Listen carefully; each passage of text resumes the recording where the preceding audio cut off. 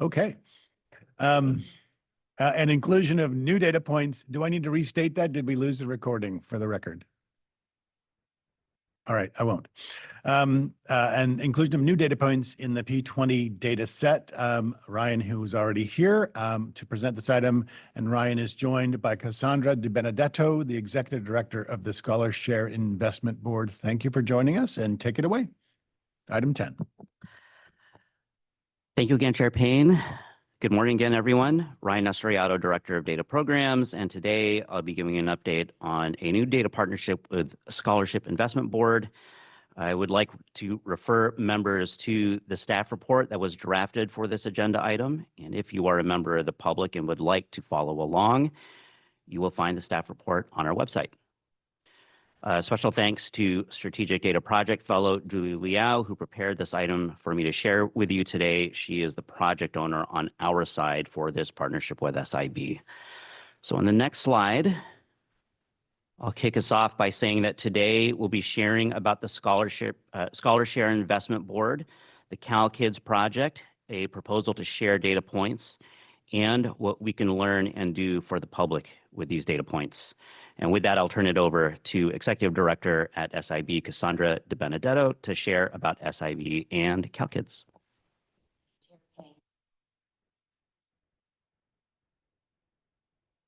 There we go. Good morning, Chair Payne and the rest of the board. I'm happy to be here with you today.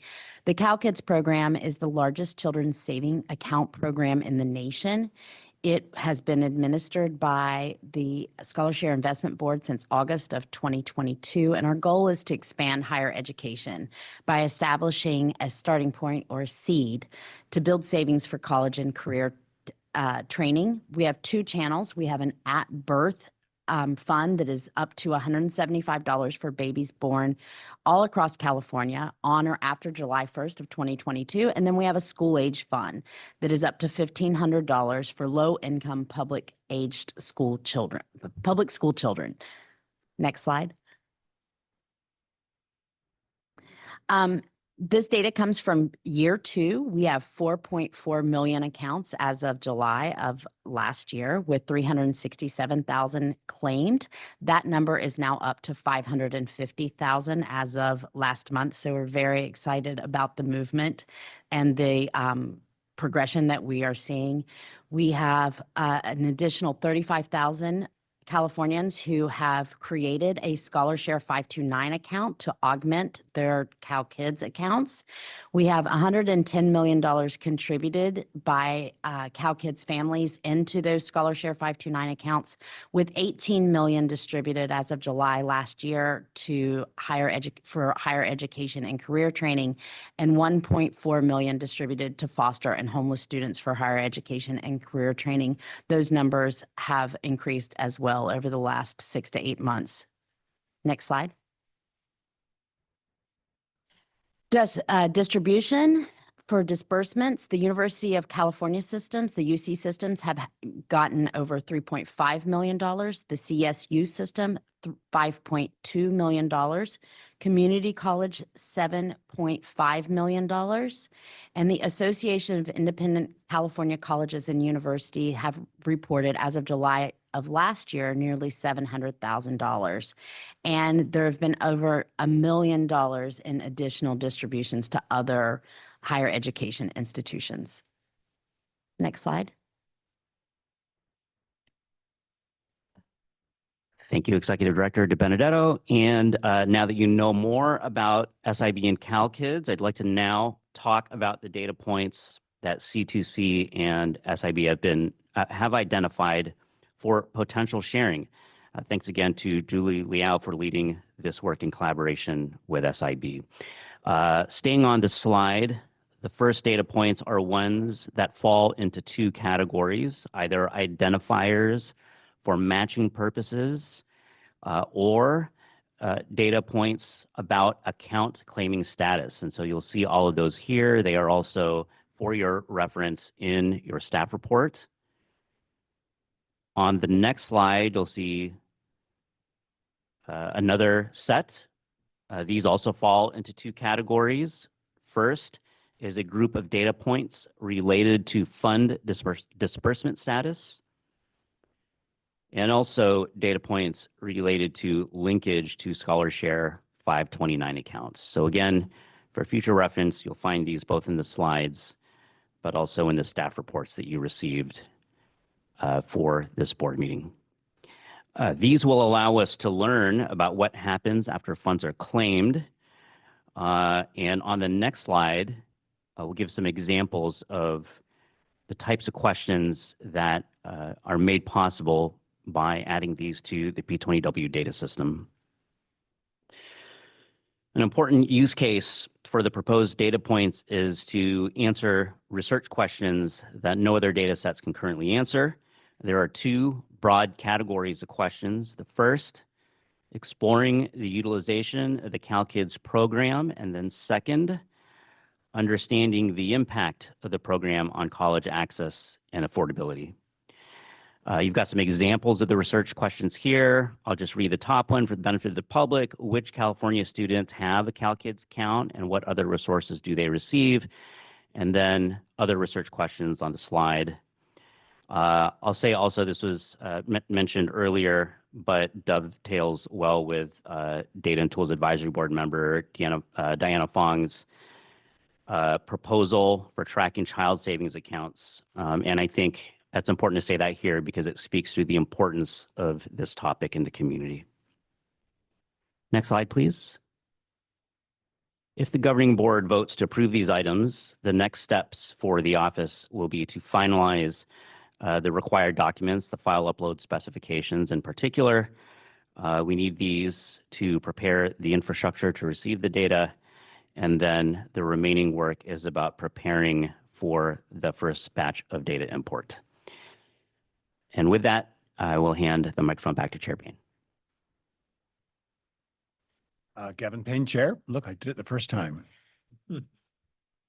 Thank you, Ryan, for that informative presentation. And thank you as well for joining us on this. There are proposed motions. The first proposed motion before the board is as follows. Move to approve the addition of ScholarShare Investment Board, SIB, as a data provider. Chair Payne? Yes. I unfortunately have a correction. This is my error. As reflected in the staff report, there's a resolution to memorialize the board action. So for this motion and the subsequent motion, we need to add and as reflected in the resolution. So move to approve as a data provider and then Comma, say, as reflected. and adopt the resolution. And adopt the resolution. Okay, so the motion would be move to approve the addition of ScholarShare Investment Board as a data provider, comma, and as reflected in the resolution. And adopt. And adopt the resolution. Yeah. Okay, thank you. Are you trying to do it on the fly? Okay, thank you. Member Hetz, so moved. Moved by Member Hetz. Do I have a second? Second. Seconded by Member Tagorda. Thank you very much. Now it's time to open it up for discussion.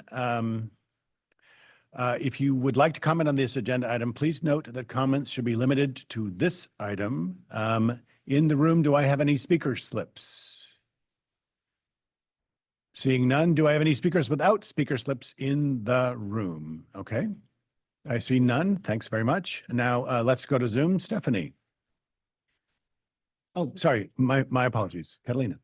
Okay, thank you. I wasn't sure what time we were going to be able to comment. Thank you for being here. It's so great to see you, Cassandra, and thank you for the awesome report. And this is very exciting as someone that is truly in the trenches with our students in Riverside County claiming these accounts. And I can't give Scholarshare Investment Board enough credit for this small but mighty staff they have to be able to pilot this work with Riverside County and all of our students who have claimed the accounts. My question is, because I think, you know, of course, we want to do this, but I know there's components and barriers that we, you know, just data privacy, data reasons, in working with the California Department of Education in order to be able to do this for us. And we did have to actually go through educational code change to do this.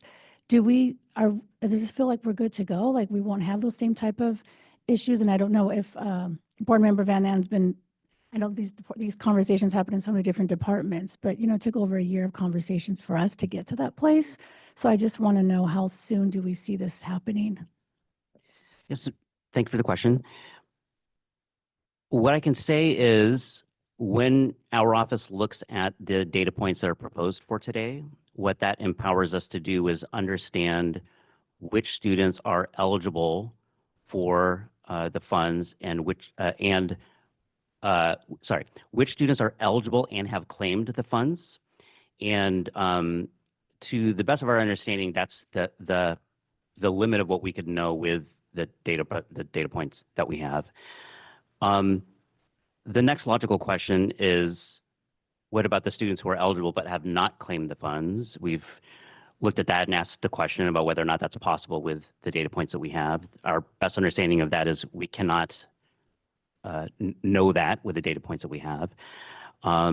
Summarizing conversations between our office, SIB, and California Department of Ed, the current analysis, and Cassandra, you can speak to this if I have this wrong, but the current analysis is that SIB believes we would need permission from the California Department of Ed to receive the data points that would allow us to know the students who are eligible but have not claimed the accounts. That part is not in the current set of proposed data points. Okay, and then that's the opportunity. That's what we currently have in Riverside County, and Correct. it's just a phenomenal opportunity for our students in the state. Correct. So with the data points that we're providing at this time, that is data that we have collected ourselves from respondents who have claimed their accounts. And those are the data points that we're sharing with C2C. Okay, I want to just add to this because I think of the recent data partnership and collaboration we have with the California State University system, with our county office and all 23 campuses. And we're now, working, be able to connect that data. And there's students currently right now down the street at Sac State that have this money that don't know. And how easy can we do to unite that? So I just encourage, this is exciting. It's the first step, but we have so many students that are food insecure, housing insecure, and we're sitting on this just if we can connect. And I'm just not sure if obviously an update to see what's going to happen, if it's going to require law change like what we had to do in Riverside County. So just thank you so much. Thank you. Thank you for those comments. Other comments on the item? Okay, we are in the public comment period right now. Thank you for that, Member Cifuentes. I think where we left off was opening up to the Zoom. Is that correct? All right, here we go, Stephanie.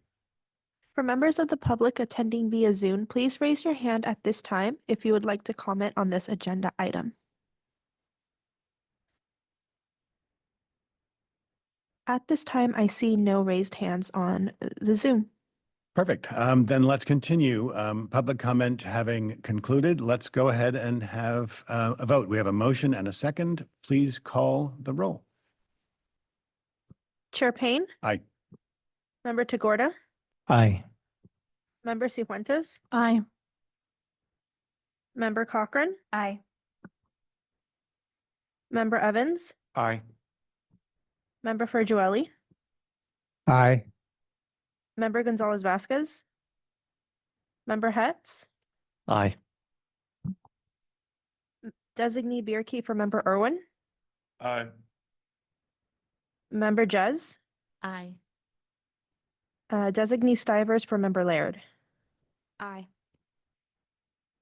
Member Lee? Aye.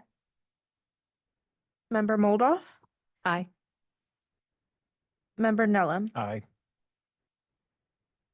Member Ohanian? Member Romero?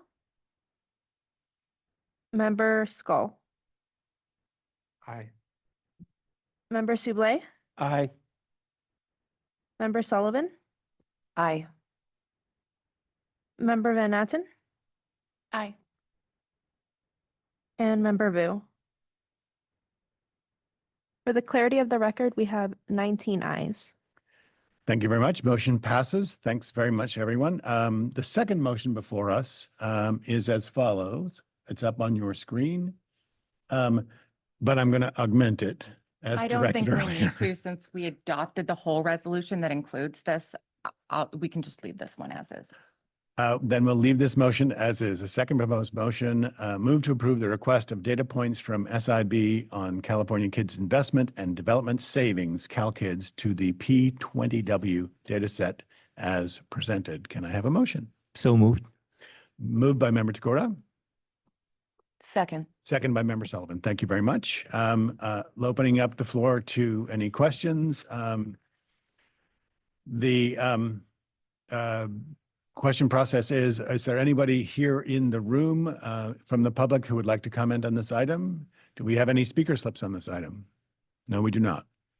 I'm seeing no raised hands. In the room, we're fine. So Stephanie, can you see if there's anybody via Zoom? For members of the public attending via Zoom, please raise your hand at this time if you would like to comment on this agenda item. I see no raised hands at this time. Great. Let us proceed then. Can we please have, there's a motion and a second. Can we please have the roll call? Chair Payne? Aye. Member Tagorda? Aye. Member Cifuentes? Aye. Member Cochran? Aye. Member Evans? Aye. Member Farjueli? Aye. Member Gonzalez Vasquez? Member Hetz? Aye. Designee Bierke for Member Irwin? Aye. Member Jez? Aye. Designee Stivers for Member Laird? Aye. Member Lee? Aye. Member Moldoff? Aye. Member Nellum? Aye. Member Ohanian? Member Romero? Member Skull? Aye. Member Sublé? Aye. Member Sullivan? Aye. Member Van Natten? Aye. Member Vu? For the clarity of the record, we have 19 ayes. Thank you. Thank you very much. Motion passes. Welcome to the family. Bravo. Thank you very much. Looking forward to working with you going forward on many, many important things, especially for young people who deserve your services. I'm going to take a little bit. We're a little bit early. I'm going to take a little bit of, yes, Member Moldoff. Something that just occurred to me. So does this mean, so I know that we added the disability services, but they're covered by Member Ohanian, I believe.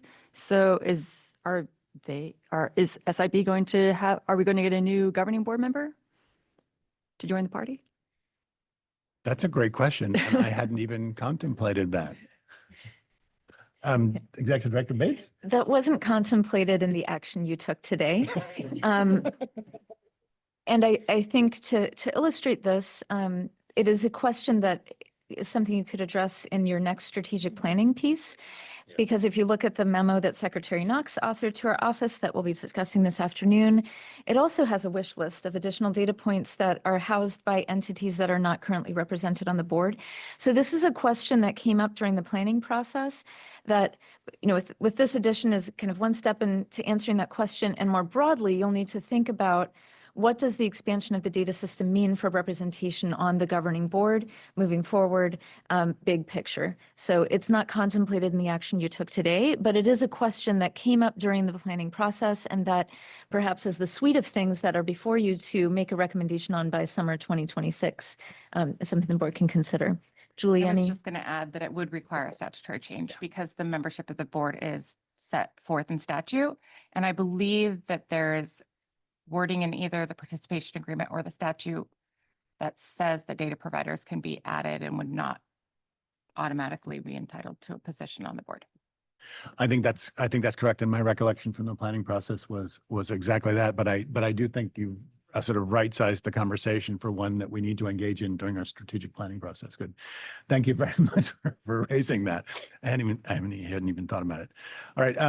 Appreciate your time today. Thanks very much. I think we are running a little bit early. What I'd like to do, with your permission, Ryan, is to advance forward to item number 14, which is an update on the Cradle-to-Career data research request process. We'll take that Just before lunch, we have a public comment piece that comes just before lunch, and then we will release folks to have their meal. Ryan, item 14, please take it away.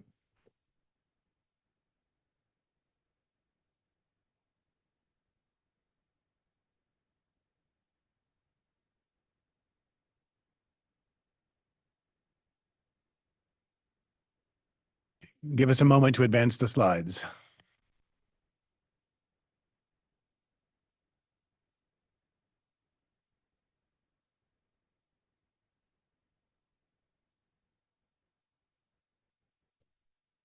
Okay. Thanks to Shannon for covering for me while I also found my notes. Appreciate it. Okay. Hi, everybody. Again, Ryan Estriato, Director of Data Programs at C2C. I would like to refer members to the staff report that was drafted for this agenda item. And if you are a member of the public and would like to follow along, you can find the staff report on our website. Also, special thanks to Research Manager, Dr. David Lang, for preparing this item for me to share with you today. David is the project manager on the research request tool. Next slide, please. The goal of this agenda item is to re-familiarize the governing board and the public with the research request tool project. And we thought that this would be helpful as we start work on the Secure Data Enclave this calendar year. I'm going to do this in two parts. First, some background about how the research request was conceptualized during the 18-month planning process. And then second, the roles of the office, the boards, and the data providers. Recall that the statute requires the office to create a research request process for use by researchers, policymakers, and others. And this process was described in C2C's planning process back in 2020. And to read more about that, you can use the link in the slide that goes through the planning process document. Next slide, please.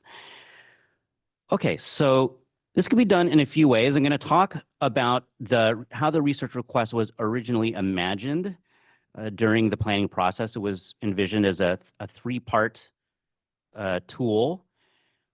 In contrast with the dashboards, which guide the audience with pre-selected research questions, the research request process is meant instead to empower the audience to explore data about their own research questions.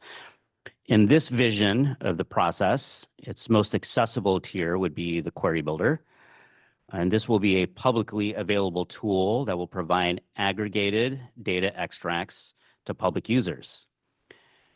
Again, in this vision of the research request tool, the next tier is what's thought of as an expedited data request, and that will provide custom aggregated data extracts. And then finally, the third tier, which is a comprehensive data request process that will allow researchers to request individual level data from the P20W system, pending approval from the data providers. Also, depending on the use of PII in the request, so personal information, comprehensive data requests may also require an institution review board or IRB approval. And so with that background, I will now move on to the next slide, which is about the role of the office. And then later I'll talk about data providers and the boards. But first, the role of the office. The office is responsible for establishing processes and infrastructure that make research requests possible. There are many parts of this, but some examples include establishing a process for the requests themselves, developing legally compliant frameworks and formats that meet the computational needs of researchers who are doing the requests, coordinating meetings whenever data providers need to discuss requests. And then I've got more examples on the next slide. Establishing ways to access reports resulting from research requests, providing regular updates on the types of research requests received and their fulfillment. And then final example for the office role is identifying options for a data request fee policy for the governing board to consider. That's the role of the office. I will next talk about the role of you, the governing board. Here's your role as a governing board. The office will present information and recommendations for the governing board to discuss and take action on. Again, this could be a number of things, but I'll share some examples. First, procedures and options for accessing the data system.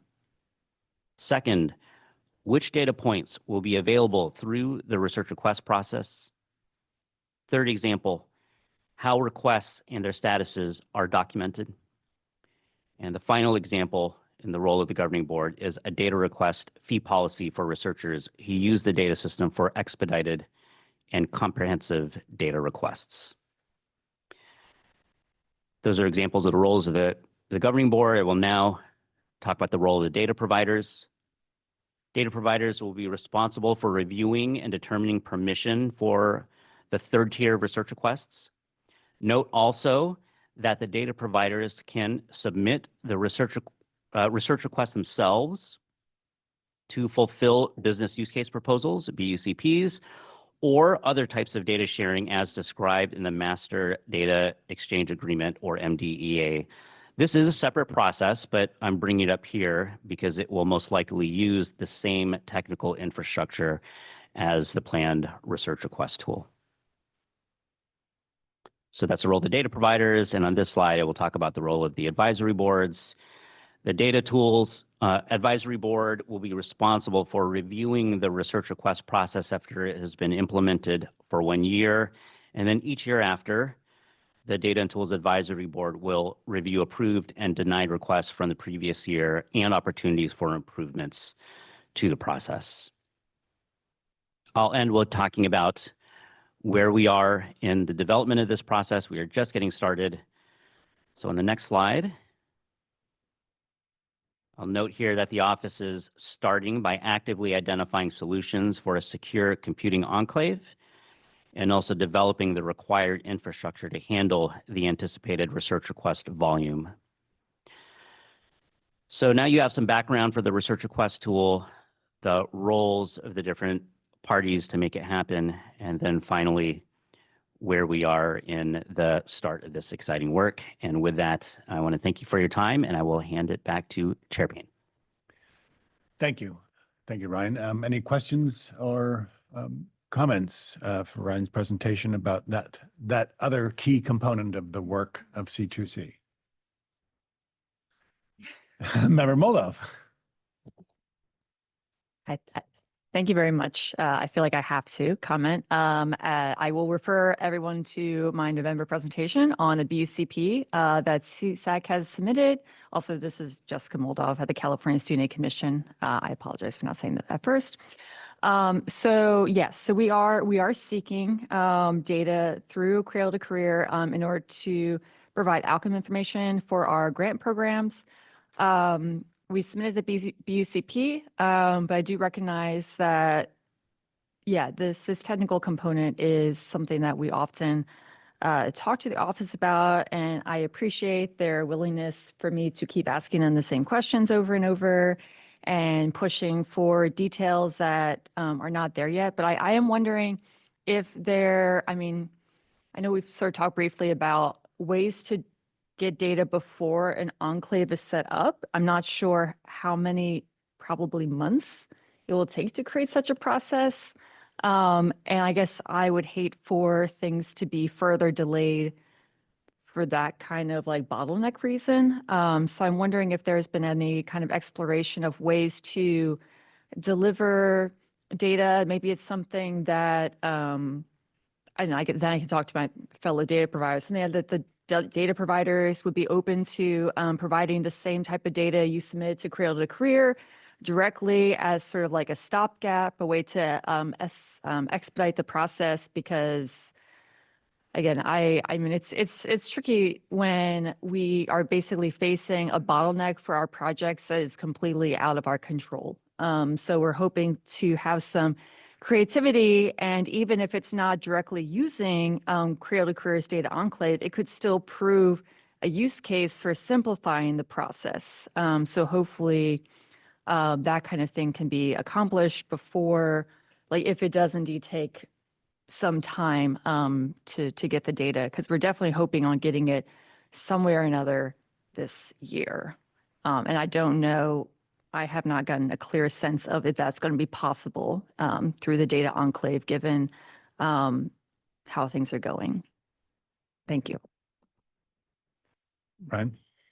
Yes, thanks for the comment, Member Moldoff. One of the things I really appreciate about the partnership and the research request that CSAC has submitted is it's really, it's created a practical need for us to identify and take on the design challenges of doing something like this head on right away and soon. And so we appreciate the urgency. I think it's probably a larger conversation, but what I can say is that we want to do whatever is possible within the identified constraints of what is legally allowable, and then also in the within the constraints of what we have to create for a computing environment that allows great research to be done safely and in a way that protects, sort of lives up to the high standards of everybody's security standards here. And so, I think the most that I can say now is we've talked about some potential solutions for initial sharing and trying to think outside of the box of what's possible. Ultimately, it will still come down to what is allowable legally and what our computing environments give us the opportunity to do. But I think thinking out of the box here and sort of leaning really hard on our guidance from our legal team and also our data infrastructure team is, I think, working together. We're very open to finding a solution for that. And as soon as we can get a timeline for you, we definitely will. Right. If I could paraphrase a little bit what I heard too, what's really remarkable about this team is their ability to want to get to yes. And I think that that's the relationship with our data providers is always a sort of an equivalent two-way street, and so getting to yes is an important thing. And so thank you for that, Ryan. Yes, Mary. This is Mary Ann Consider Bates. it, Just one more piece of context on that, which I think Ryan alluded to. The question around data access would also need to involve the relevant data providers and may differ based on the sensitivity and the comprehensive nature of the data. So I just want to highlight that in addition to the constraints we face on our bandwidth and the prioritization we need to hear from this governing board around how we prioritize our team spending time on dashboards versus the secure data enclave and some of the constraints there. The decision around whether data could be provided outside of a secure data enclave would be one that would need to include the data providers that you are asking for data from. So just wanted to underscore that. Thank you. Any other comment or questions? Yes, Member Jess. So I appreciate the attentiveness to this early on. And I think this will be really exciting once it launches. I was thinking that, particularly given Jessica's remarks, if there's a way to create a process that like we could have some level of agreement around what requires going back to data providers, what like even data providers, not external entities, can access more freely, and sort of set that standard. And then maybe there's another set for external researchers like California Competes or Trust West around accessing that facilitates a more seamless process that doesn't require having to go to each data provider for approval, which seems burdensome on everyone's part and time intensive and laborious. Particularly thinking about the expedited data report that shares aggregated data. Is there a way to avoid having to have data providers all approve the request if it's aggregate data too? I'm guessing you guys are already thinking about this, but. Yeah, what I can say about that is aggregated data is one of the avenues we're looking at as like an initial stopgap. It's one of several solutions that we have to sort of analyze again within the constraints of what's possible legally and then within the computing environment. So that's a conversation that's happening. Yep. Thank you. Other comments or questions? Okay. So one more here, One more Mary Ann thing. Bates. On this too, we can in the future provide more detailed information on the frameworks in our legal agreements and what already exists, which speaks to some of these questions around individual level data versus aggregated data, where we as an office have authority and where that authority resides with the data providers. So we can come back with more detailed information as we work through this development of the security and enclave together. But just wanted to highlight that the existing legal agreements that everyone has already signed provide some frameworks for addressing the questions you asked. Thank you. All right. Before we break for lunch, let us have our first general public comment session. Thank you, Ryan. Our general public comment. At this time, I want to open it up to members of the public for general public comment. I want to make one note. We do have a speaker slip from someone on an item that we've already taken up. I'd love to invite you to come up and talk to that in this item as well, with apologies that we didn't get to it at the item when it was there. So let's first of all call up Raquel Morales to make a comment, and her comment was on agenda item number 8.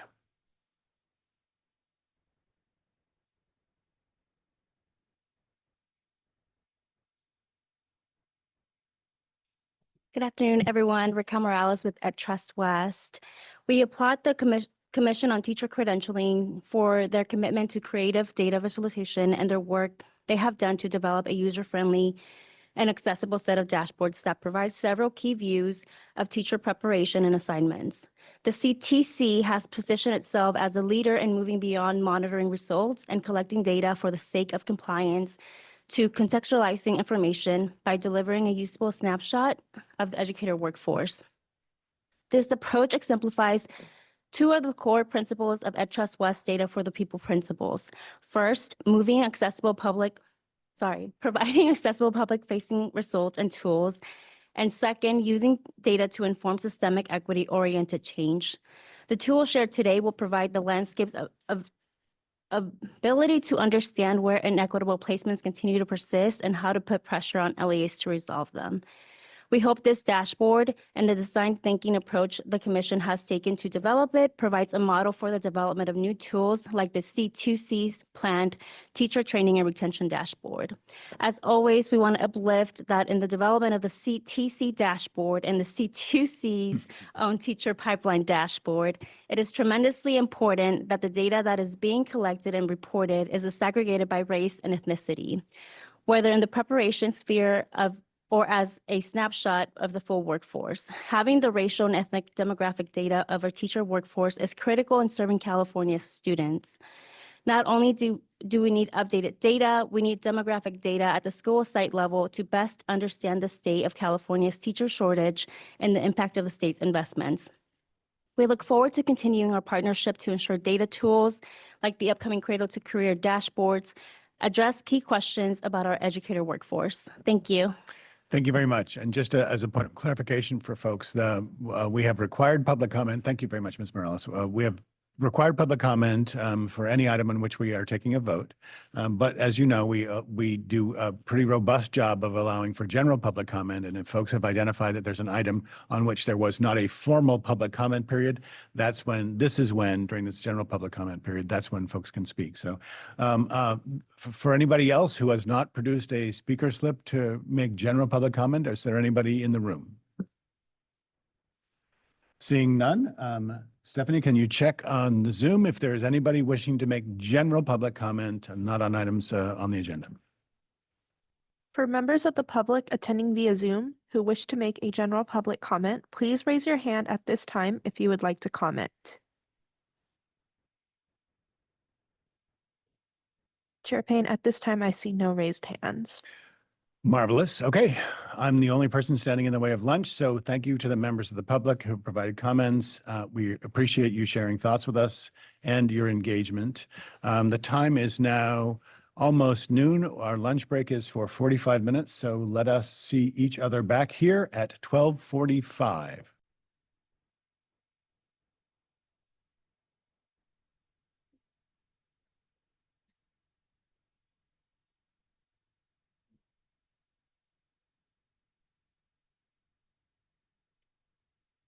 Hello, welcome back. I'd like to reconvene us for our afternoon session. In order to do that, Stephanie, if you could please call the roll to establish quorum. Chair Payne, Here. Member Tagorda, Here. Member Cifuentes, Present. Member Cochran, Here. Member Evans, Here. Member Furgiueli, Here. Member Gonzalez Vasquez, Member Hetz, Here.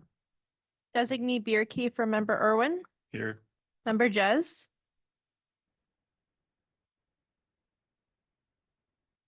Designee Stivers for Member Laird. Here. Member Lee. Here. Member Moldoff. Here. Member Nellum. Here. Member Ohanian. Here. Member Romero. Here. Member Skull. Here. Member Sublé. Here. Member Sullivan. Here. Member Van Natten. Here. Member Vu. Here. For the clarity of the record, we have 19 members present. We have a quorum. Wonderful. Thank you very much. Okay, now we are moving on to agenda item 11. Sitting at the front, you will see Member John Ohanian, who is one of our board members, and Corinne Buchanan, Undersecretary of the California Health and Human Services Agency, who will be presenting on their contributions to the Cradle-to-Career data system. Take it away. Yeah, just a quick clarification. Our Undersecretary Corinne Buchanan was going to be here, but unfortunately couldn't make it. So I will be presenting on her behalf. Agnieszka Rykaczewska, Deputy Director of the Insights Lab at CDII. My apologies. No worries. Thank you. Thank you, Chairman Payne. Thank you, members of the board. Thank you, Cradle-to-Career staff, for having us here today. We're excited to be back presenting on some updates at CDII and Cal HHS. We can go to the next slide. So we're excited to share today. Number one, we wanted to just do a recap from our last presentation to catch folks up, as well as really excited today to focus on the vision for the Cal HHS integrated homelessness data set. We are going to share a little bit about this starting point where we are in terms of the proof of concept, some work in progress, and really excited about sharing what's possible and hearing from all of you as well. Next slide. Thank you. So the last time we were here, we shared that California Health and Human Services, as I mentioned, one of the agencies at the state, serve a number of different programs. We're made up of about 14 departments with about 45,000 employees. Us at CDII are the staff of about 6. So perspective-wise, just wanted to share with you where we are. I came on board with the state about 5 years ago and started up the center about a year in. And we have 2 major projects. One is the Insights Lab, which you're going to hear about today, which is all about bringing data together from within our agency, but also with data partners to really form that longitudinal record for our Cal HHS programs and services, as well as ensuring that researchers have access to data for analysis. And that's our Insights Lab. The other is our data exchange framework, which is something that when you go into a doctor's office and you have to fill out a bunch of forms because the doctor might not have your electronic record, or you might go to a community-based organization and they might need additional information. We're working on the framework. So if you want to check that out, you can go to dxf.ca.gov, and maybe at a future presentation, we'll bring you up to speed on that. But for today, we're going to talk about the Insights Lab and our data hub that we've been standing up over the last few years. It's an ecosystem that's created for data sharing within our 14 departments. So you can see a number of data partners that have contributed to Cradle-to-Career, being Department of DDS, as well as DSS and Department of Healthcare Services. Those are all departments that also are part of this data hub. It's been utilized for a number of different projects, most recently during the 2025 LA fires, being able to coordinate all the facilities that we operate, where the populations are, what facilities were destroyed, where folks need to be transferred to. And so it's a real-time one place where all data is available for responders and recovery efforts for Cal HHS, one of the use cases of having a data hub. So thank you for letting me share that.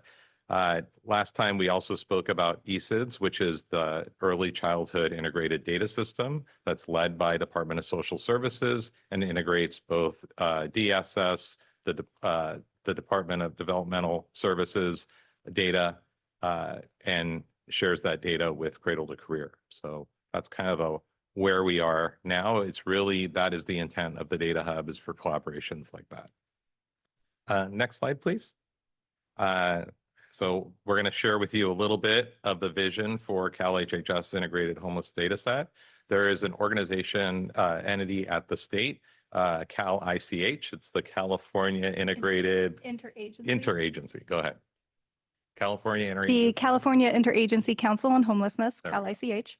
So what's the first, if you know about homelessness programs, you know that every one of our counties has a continuum of care, which has a database of folks experiencing homelessness. It's a coordinating database that's used by multiple providers, so individuals can be coordinated in a more streamlined fashion and really help them get the assistance that they need.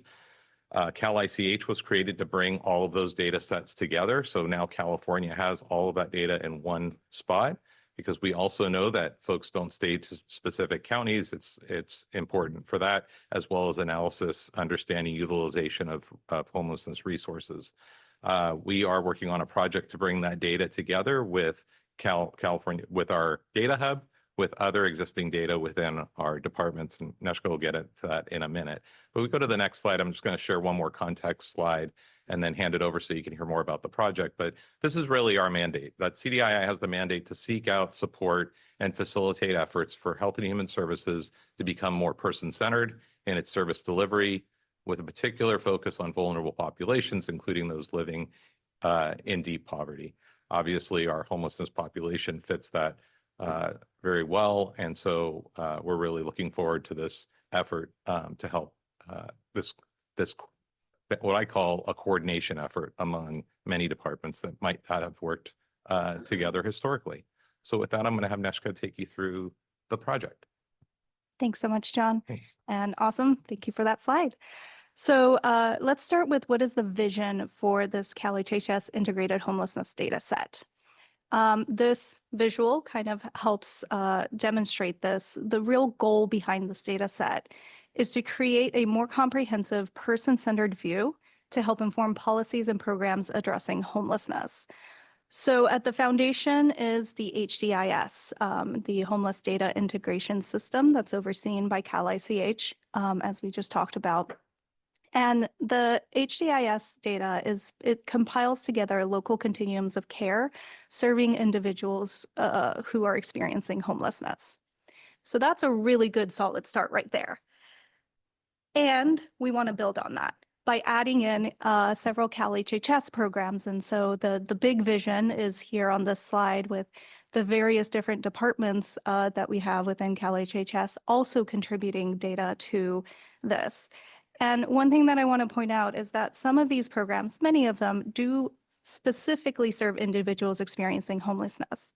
Others serve people who are in poverty, including those who are homeless or experiencing homelessness, but that's not necessarily the target population. But we know that these individuals experiencing homelessness are among those served by these programs. And so, as you can tell, we're starting to add things like healthcare utilization, Medi-Cal records, other safety net programs so that we can really build upon what's already captured in HDIS and create a data set that can really help in-depth, much more comprehensive, person-centered analyses. Next slide. So in terms of once we integrate this HDIS and Cal HHS data, that will produce what we believe is the most comprehensive data set available to date on California's homeless populations. And it will really give us the opportunity to have some landmark insights that right now are not possible in terms of a whole person perspective by allowing this holistic analysis of Cal HHS service provision. So rather than trying to understand which programs are being utilized in silo program by program, we really get to have a more collective understanding of services, not just one program at a time, but together. What are the combinations of services that really work well together? We also, as we get greater understanding of these relationships between Cal HHS services and experiences of homelessness, we'll be able to start to recognize disparities in service deliveries and outcomes and to be able to better tailor to different subgroups. The other big thing that this data set will allow is that we're going to be updating it on a regular basis with the newest data, which will enable longitudinal analyses. And so not only will we be able to see a point in time, but we're going to be able to, for the first time, speak to whether an individual is receiving housing services for the first time, or are they returning, but they had had services from another program, and now they're getting to another program and another program. And that's going to really help us understand the permanence of successful program outcomes on a much larger scale than we're able to do right now.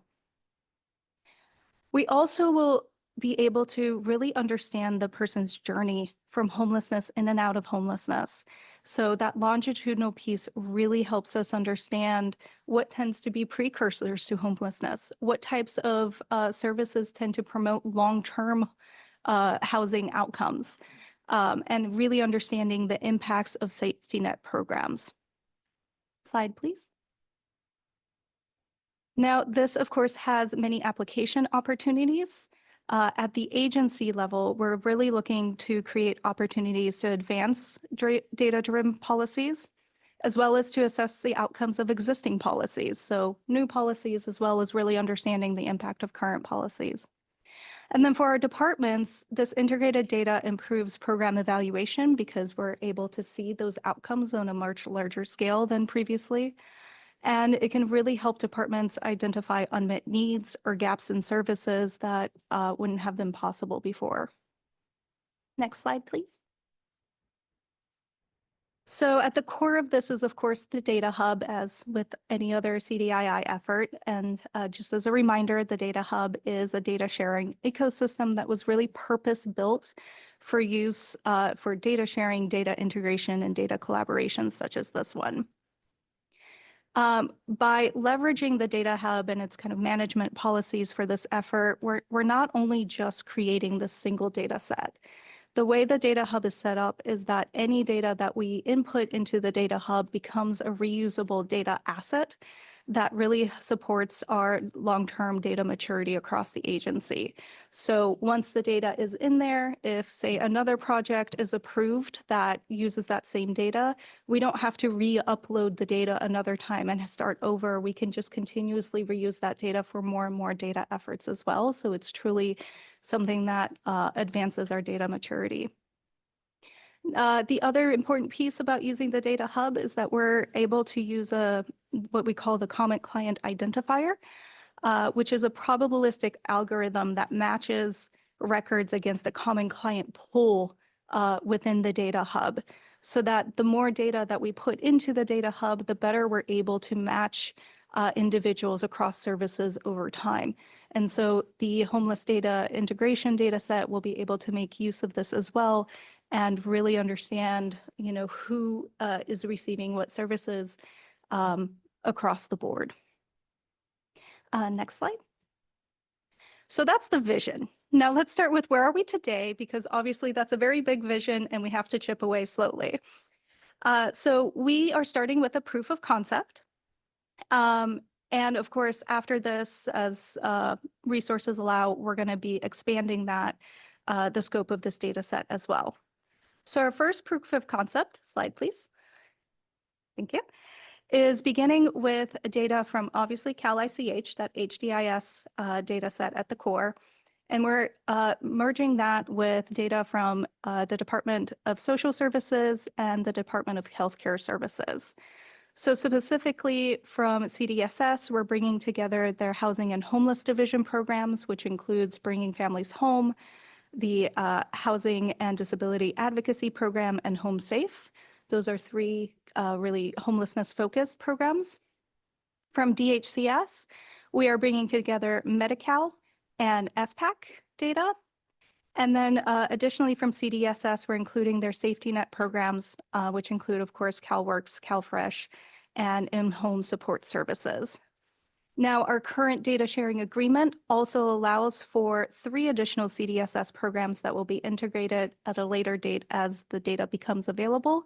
And that includes CalSAWS, the Guaranteed Income Program Pilot, and the Child Welfare Services. So those 3 will be integrated by early 2027. Next slide, please.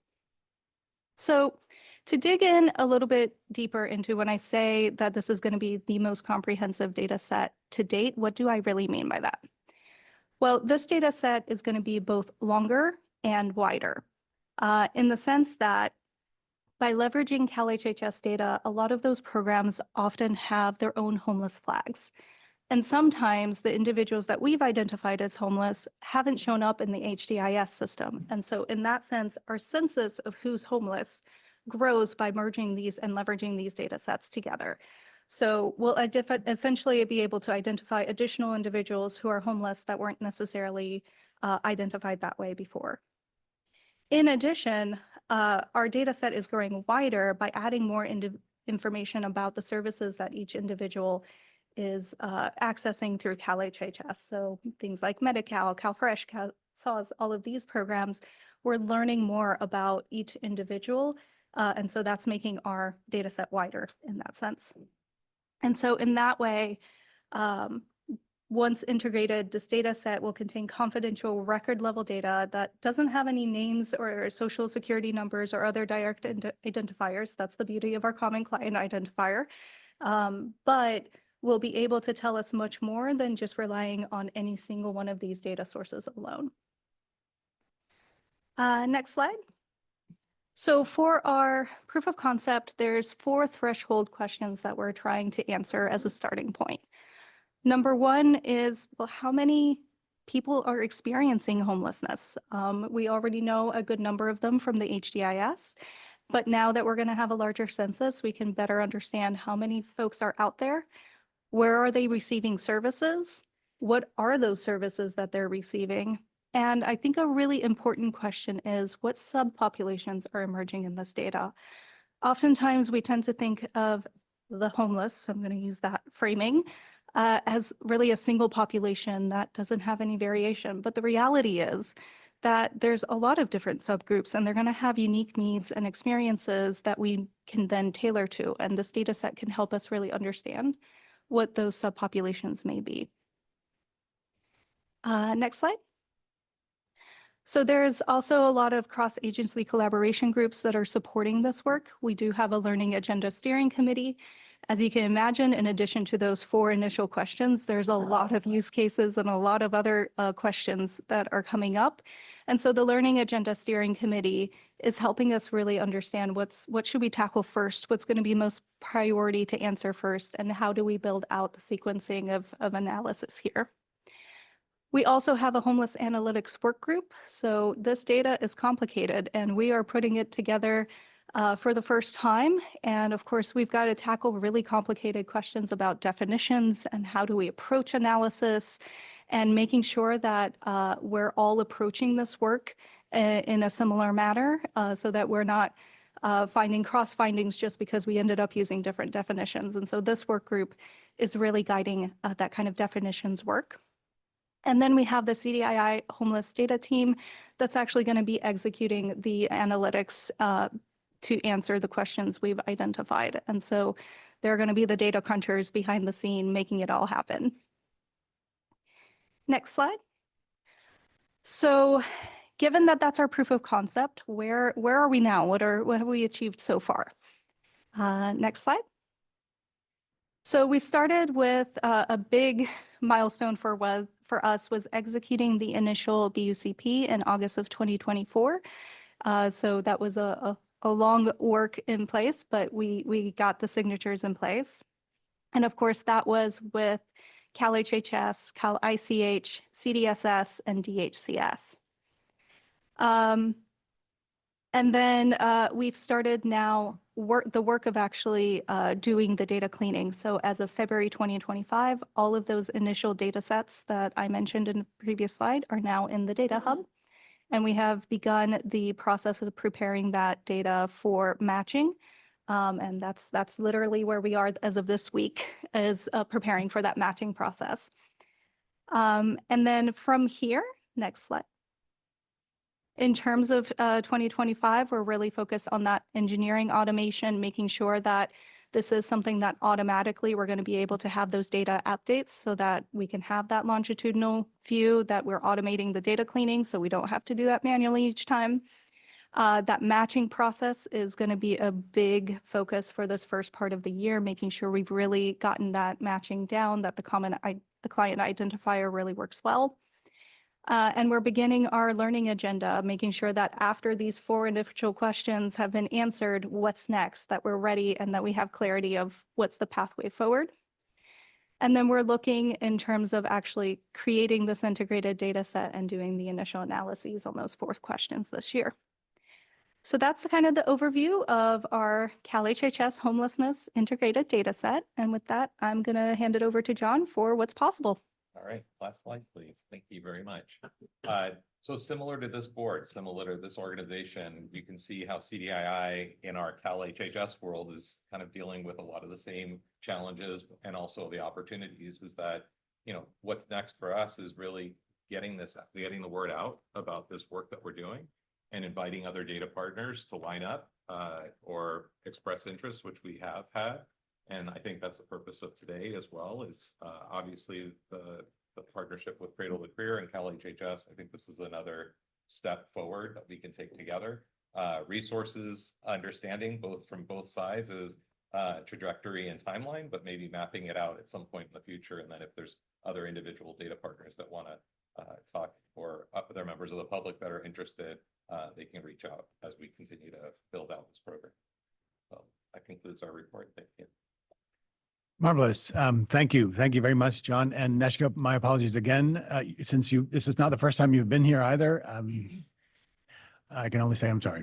Very informative. Thank you both. Are there any questions or comments by the members of the board?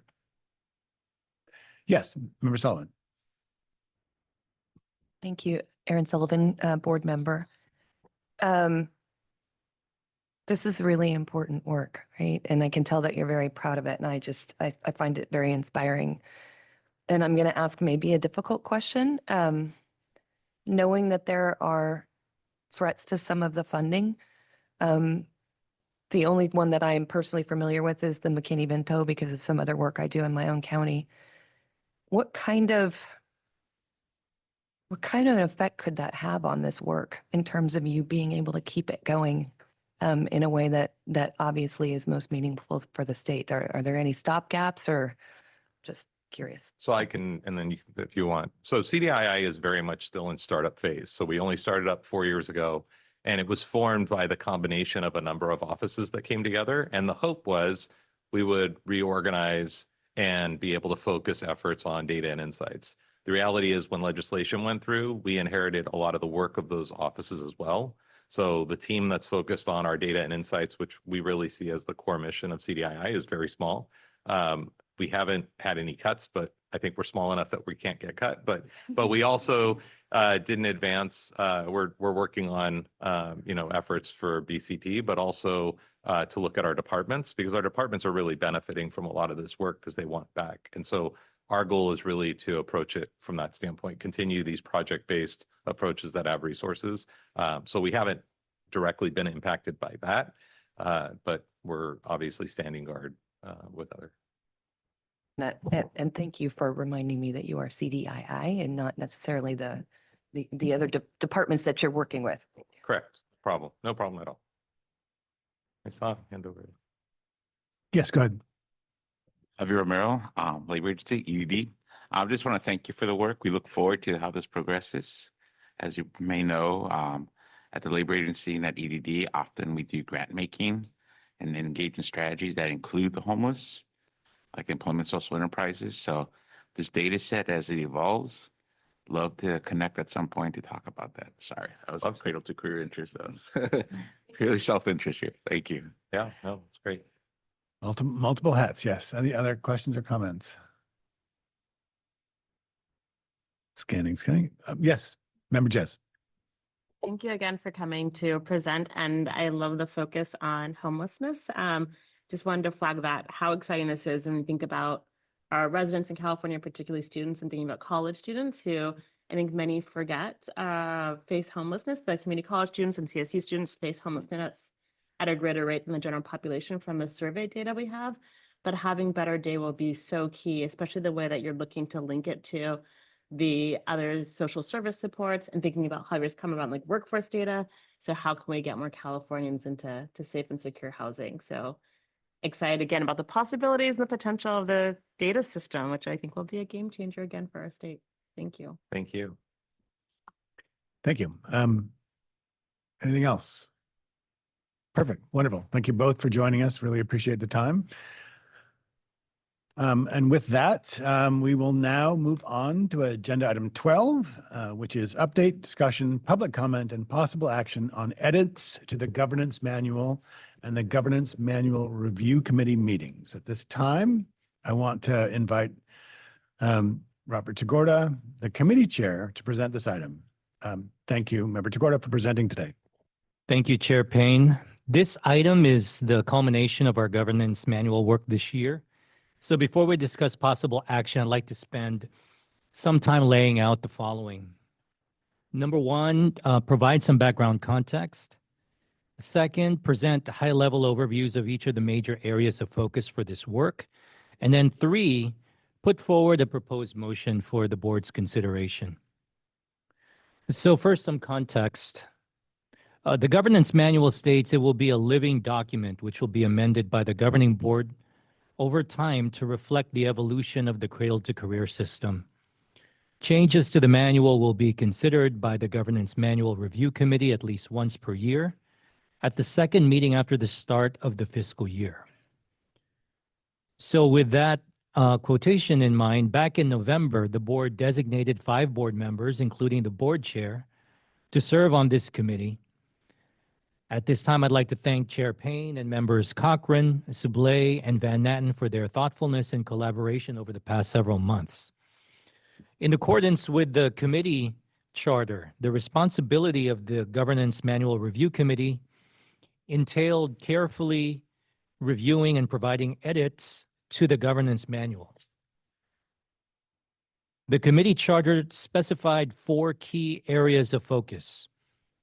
1, revisit chair and chair-elect elections process and terms.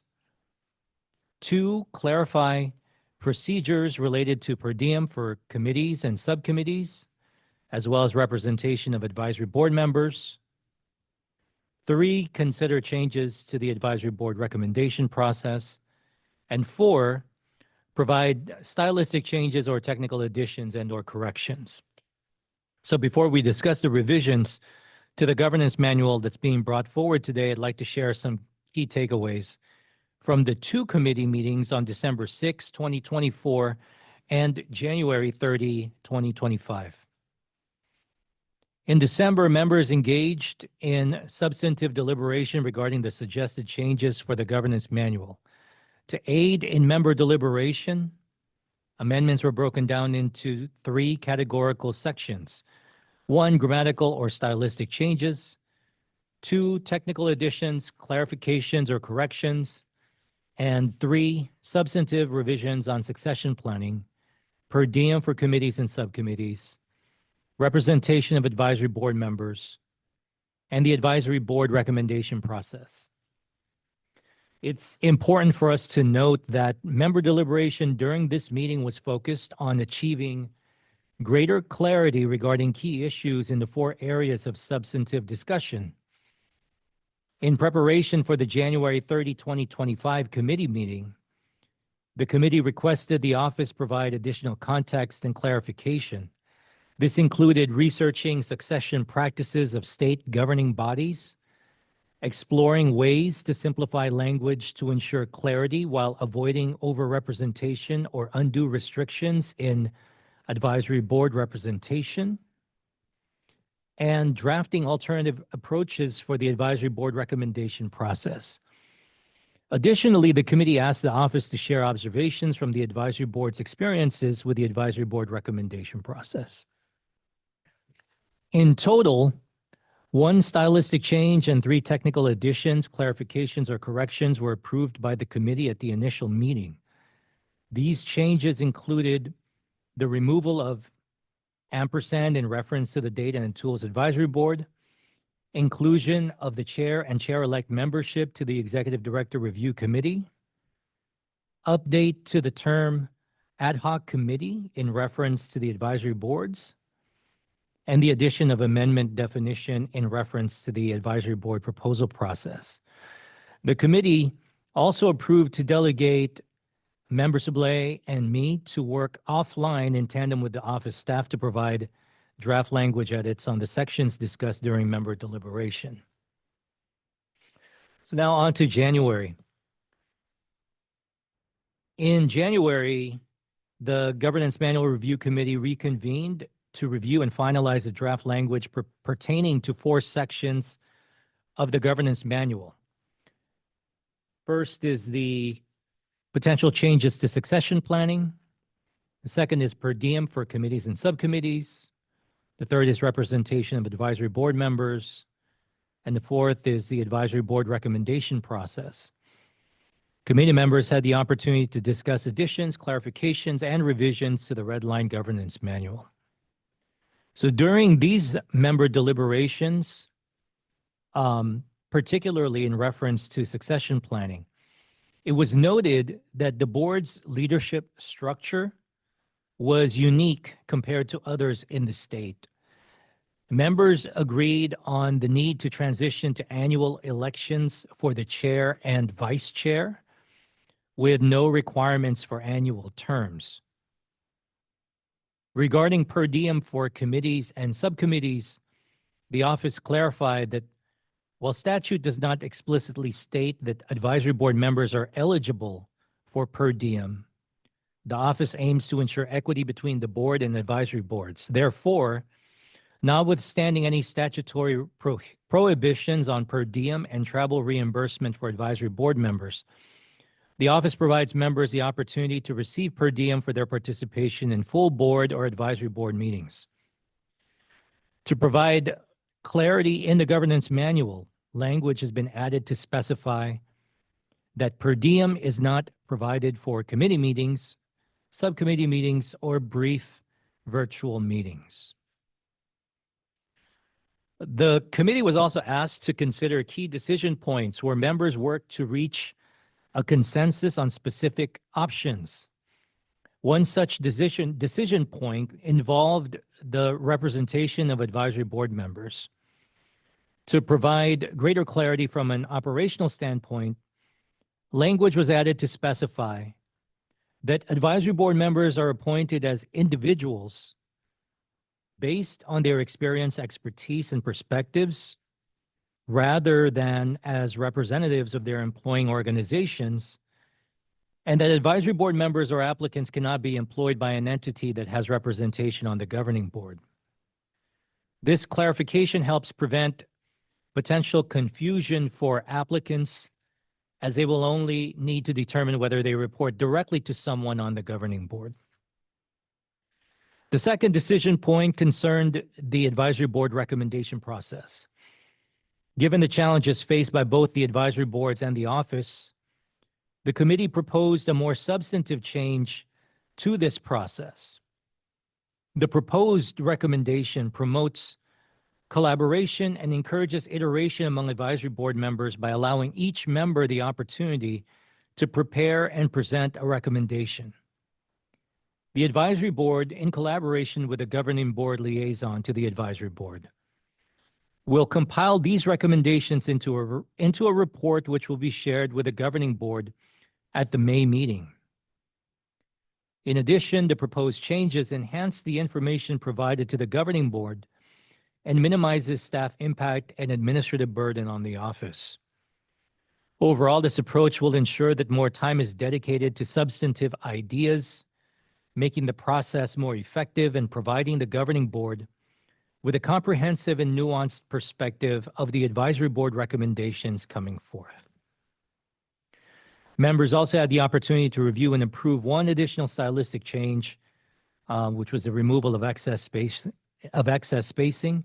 In addition, members reviewed and approved 3 additional technical additions, clarifications, or corrections, which included an update to leadership terminology, clarification to advisory board selection procedures regarding organizational representation, and an update to the advisory board selection criteria. Okay, as we get close to the proposed motion, the committee has brought forth 10 proposed edits to the governance manual for approval by the board, organized into 3 sections. Members will note that all proposed edits are reflected in the red line manual shared with members in preparation for today's meeting. Section number 1, stylistic changes, includes 2 proposed edits, and the second section, technical additions, clarifications, or corrections, includes 4 proposed edits. As outlined in the staff report for this agenda item, 2 technical additions, clarifications, or corrections approved at the December 6, 2024 committee meeting have been removed from the red line manual as they are no longer necessary under the revised advisory board recommendation process. Section number 3, substantive changes, includes 4 proposed edits to succession planning, per diem for committees and subcommittees, representation of advisory board members, and finally, the advisory board recommendation process. And so the proposed motion before the board is as follows. Move to approve the proposed edits to the governance manual that were proposed by the committee as specified in the staff report. And with that, I'd like to yield back to Chair Payne to guide us through member questions and comments. Thank you, Committee Chair Tagorda. I'd like to open it up before we ask for a motion. I'd like to open up for clarifying questions or comments from any board members.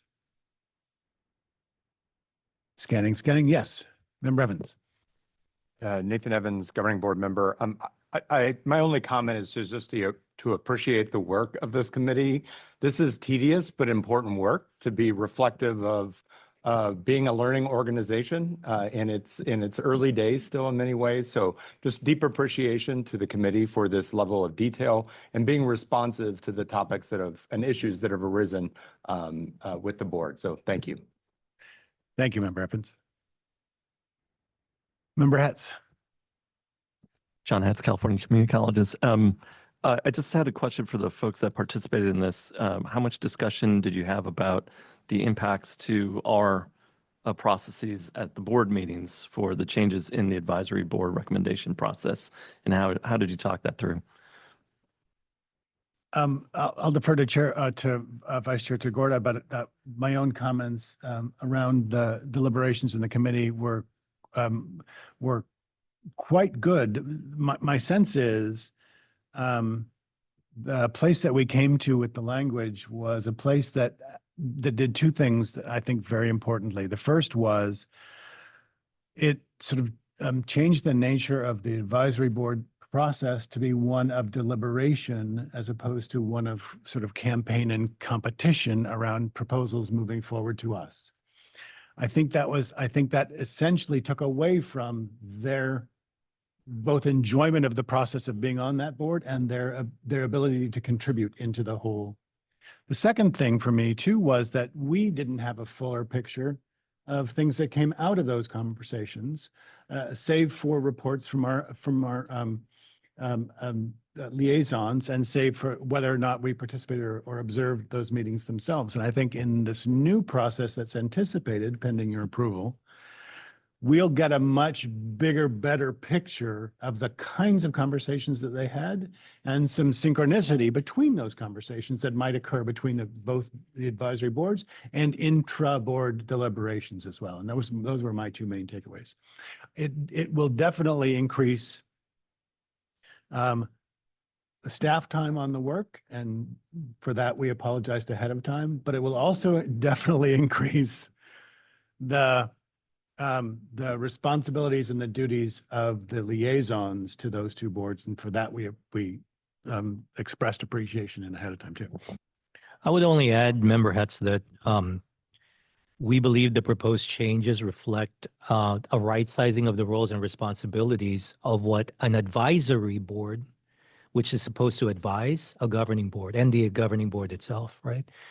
We wanted to make sure that it was truly advisory in nature and that the advice that was provided to the governing board would reflect the wide range of different perspectives that are emerging from the members of the advisory board. So we felt that it was a good learning experience for us to have tried it, the previous process, I should say the current process over this past year, and the lived experience, I think, from our advisory board members have helped shape what is being put forward before the governing board this afternoon.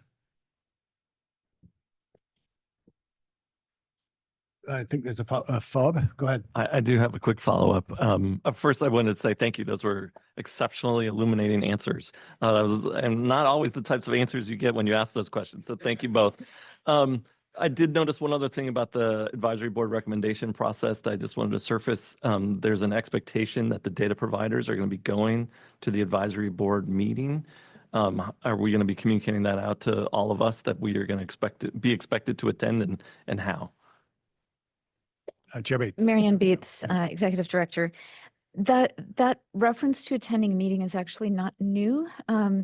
It's the summer joint meeting of the advisory boards where they meet virtually, where over the past 2 years we have invited, it's not a requirement, but it's an invitation to all of our data providers to send a subject matter expert to that meeting so that they can answer questions in real time with the goal of supporting the advisory board members in knowing more about the data. So just to underscore, it's really hard, even for our own full-time staff, to understand the complexity of all of our partners' data. It's even harder for advisory board members to do so. And so the purpose of that summer meeting is to give an opportunity for informal conversation and learning. It's part of the process that existed. One other clarification on a potential, change or kind of evolution in this is operationally, this new process also no longer puts this board in the position of taking an up-down vote on individual proposals 10 to 15 minutes after you first hear them presented. And instead, it brings the recommendation to you in the May meeting, which is well-timed for the work you do over the summer before August when you review and approve our work plan and our budget requests. And so it integrates the opportunity for you to integrate those recommendations into a context where you are thinking about the trade-offs of what else we have on our plate and the trade-offs of what else we may want to ask for more resources for. So I just want to connect the dots operationally on how this process fits into your annual calendar. Thank you. Yes. Member Lee. Member Lee, just wanted to underscore what Marianne just mentioned, the shift from presentation, 10 to 15 minutes discussion to more deliberate and calibrated cadence with our work plan makes total sense to me. Definitely appreciate the evolution of all of these red line edits. Before we go to a motion, I just did want to flag on all 46 pages, it has the wrong year on it. So whether we like it or not, we're in 2025, so that should probably get fixed. Ever vigilant, Member Lee. Thank you very much. Thank you very much. All right. Any other comments or clarification issues? Okay. Thank you. I think we're now open for a motion. I will entertain a motion from anyone. And you see it on the screen. Yes. Thank you. Erin Sullivan, Commission on Teacher Credentialing. I move to approve the proposed edits to the governance manual that were proposed by the committee as specified in the staff report. Thank you. Thank you, Member Sullivan. Second? Second. Second by Member Vu. Thank you very much. Now let's take a moment to pause for public comment.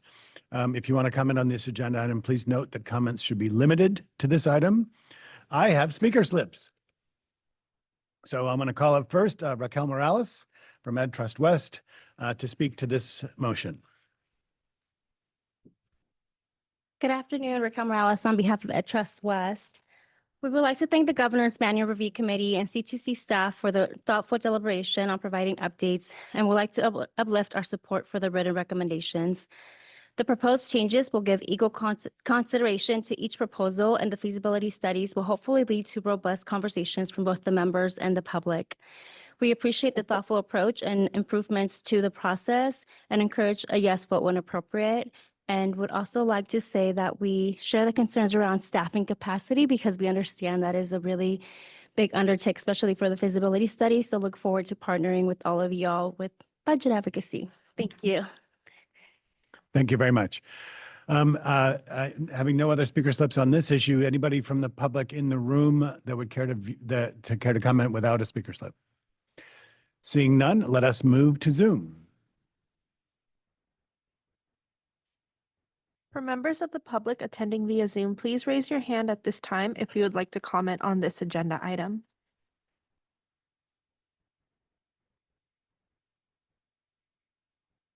Chair Payne, I see no raised hands at this time. Marvelous. Then it's time for us to move to a vote. I have a motion and a second. Stephanie, please call the roll. Chair Payne, Aye. Member Tagorda, Aye. Member Cifuentes, Aye. Member Cochran, Aye. Member Evans, Aye. Member Ferjueli, Aye. Member Gonzalez Vasquez, Member Hetz, Aye. Designee Bierke for Member Irwin, Aye. Member Jez, Aye. Designee Stivers for Member Laird, Aye. Member Lee, Aye. Member Moldoff, Aye. Member Nellum, Aye. Member Ohanian, Member Romero, Member Skull, Aye. Member Sublé, Aye. Member Sullivan, Aye. Member Van Natten, Aye. Member Vu. Yes. For the clarity of the record, we have 20 ayes. Marvelous. Thank you very much. Motion passes. Just as a note for members, it's our practice when we make changes to the governance manual, they take effect immediately. So upon your vote, you can consider that those changes are part of the governance manual and our operating procedures. Thank you. We'll now move on to our next agenda item 13. Update on the Workforce Data Task Force. I'd like to invite Judy Chan, Deputy Director of Digital Services here at Cradle-to-Career, to present this item. Judy, take it away. Thank you, Chair Payne. Good afternoon, everyone. My name is Judy Chan. I'm the Deputy Director of Digital Services at Cradle-to-Career. I'd like to refer members to the staff report that was drafted for this agenda item. If you're a member of the public and would like to follow along, the staff report can be accessed on the C2C website. Next slide, please. So expansion of the data system to include workforce data is outlined in C2C's annual plan, as well as the 5-year timeline. This would be the biggest expansion to the data system to the date. The workforce data was always planned for the data system, but the 18th month planning process for C2C did not decide on the research questions that the data should answer. In January of this year, we launched a task force for workforce data and explored how the data system could be expanded to include these elements. We've had 2 task force meetings so far, starting with a written memo from Secretary Knox that lists LWDA's priority research questions. Task force members consisting of researchers, practitioners, data experts, representatives from agencies that compile and use workforce data, as well as representatives from C2C's 3 boards, were invited to provide feedback and suggest additional important research questions and data points for inclusion.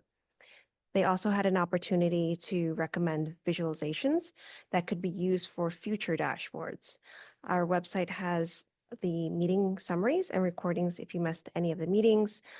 We have 2 more meetings coming up in March and April that we invite you all to tune in to. But now I'd like to invite Abby Snay, Deputy Secretary for Workforce Strategy at the Labor and Workforce Development Agency, to present so you can hear about LWDA's priorities for this expansion directly from her. So, Abby. Thank you, Judy, and thank you all for the opportunity to be here today. And my apologies for not being with you in person. But I want to start out by saying that LWDA is very excited to be at this point in partnership with Cradle-to-Career in the development of C2C's analytical data set. Excuse me. As many of you know, LWDA representatives were part of the initial planning process for the data system. And from the beginning, we've supported a more expansive definition of the P20W data set. The task force comes at a very opportune time for us. At the current time, LWDA has information on participants in workforce programs that is spread across 4 different data systems, each of which has its own slightly different ways of naming and data definitions. We have been working anyways with the Corporation for a Skilled Workforce to identify ways to bring these data sets together so that we can better understand specific populations, how they fare in the public workforce system, especially opportunity youth. And this really was the impetus for beginning to align the information for our own internal research. So the opportunity to work with C2C really came at a great time. And C2C and WestEd joined CSW, and that's a mouthful of acronyms, with the data experts from the 4 workforce departments operating under the labor agency to help us identify what information is available to answer our research questions, as well as other important factors around, whether we have complete information on specific data points, as well as the quality of that data. And they worked with our internal researchers to understand how the information that's already available in C2C could support their work and what additional information would be needed to answer priority research questions. In addition, WestEd had convened a set of people who work with labor market information from educational and workforce agencies and LMI technical assistance providers. We had used these meetings to understand similarities and differences in how different types of institutions work with supply and demand data, and learn how this information could be made even more useful for a variety of purposes, including program and pathway design, evaluation, and supporting learners, workers, and employers. Based on all of this information, C2C prepared a summary of priority research questions, the data that LWDA would need to provide to C2C to answer those questions, and new data sources that would help address other valuable topics. We then turned this into the memo that Judy was referring to in preparation for the first advisory group meeting that we'll share right now. If you could advance the slide, please, I'll walk through the major concepts in the memo. Before I do that, though, I want to share a couple of things. One is that we consider this memo a starting place. We're very interested in working with the ecosystem around C2C, the researchers, the advisory group, in getting multiple thoughts and inputs around priority research questions. I'll be especially interested to hear from you today about topics you think could be explored that we haven't yet described. Secondly, for this memo, we looked very holistically at the kinds of information that LWDA could provide. However, there are limitations in our 4 data sets, and although we are already engaged in internal discussions to determine what's available, until we start working on the detailed file specifications with C2C, we won't be able to finalize that more nuanced list. But with that in mind, let's dive into the research questions. So the first set really has to do with better understanding, as you can see in the slide, how participating in a workforce program relates to other subsequent outcomes, such as educational attainment, and then how further educational attainment relates to factors such as employment and earnings over time. Contributing our data to C2C will allow us to add support received in workforce programs to the timeline of an individual's lives so that we will understand how knowledge and support gained in different contexts is related to prior life experiences and subsequent actions, so that the participation in a workforce program fits into some of the other longitudinal data that C2C already has.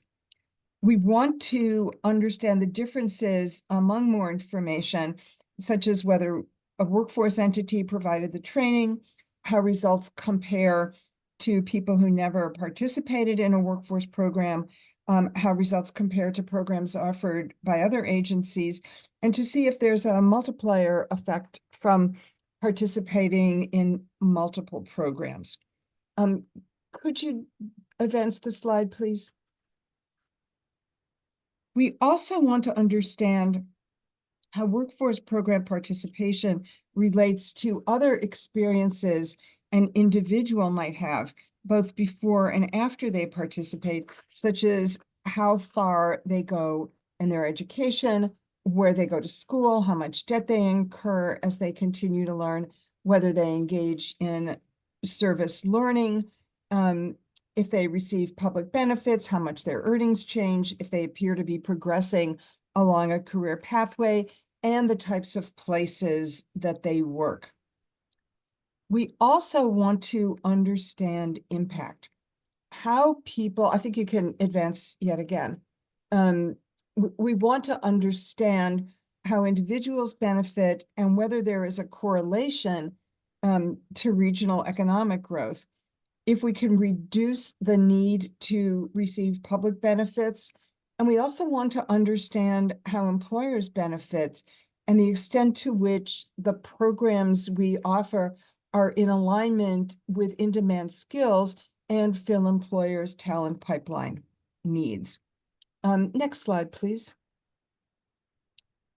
And then, and I would say most importantly, we really, although this is all important, we really want to understand education and outcomes and employment outcomes for specific populations, particularly opportunity youth, as I mentioned, for people who are justice involved and for those people who receive public benefits.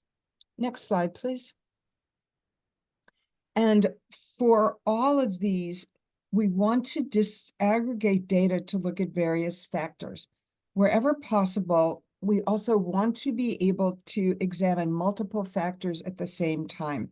For example, the category of opportunity youth involves many different subpopulations as well as intersectionality among those subpopulations, such as young parents, people with disabilities, people transitioning from the foster care system.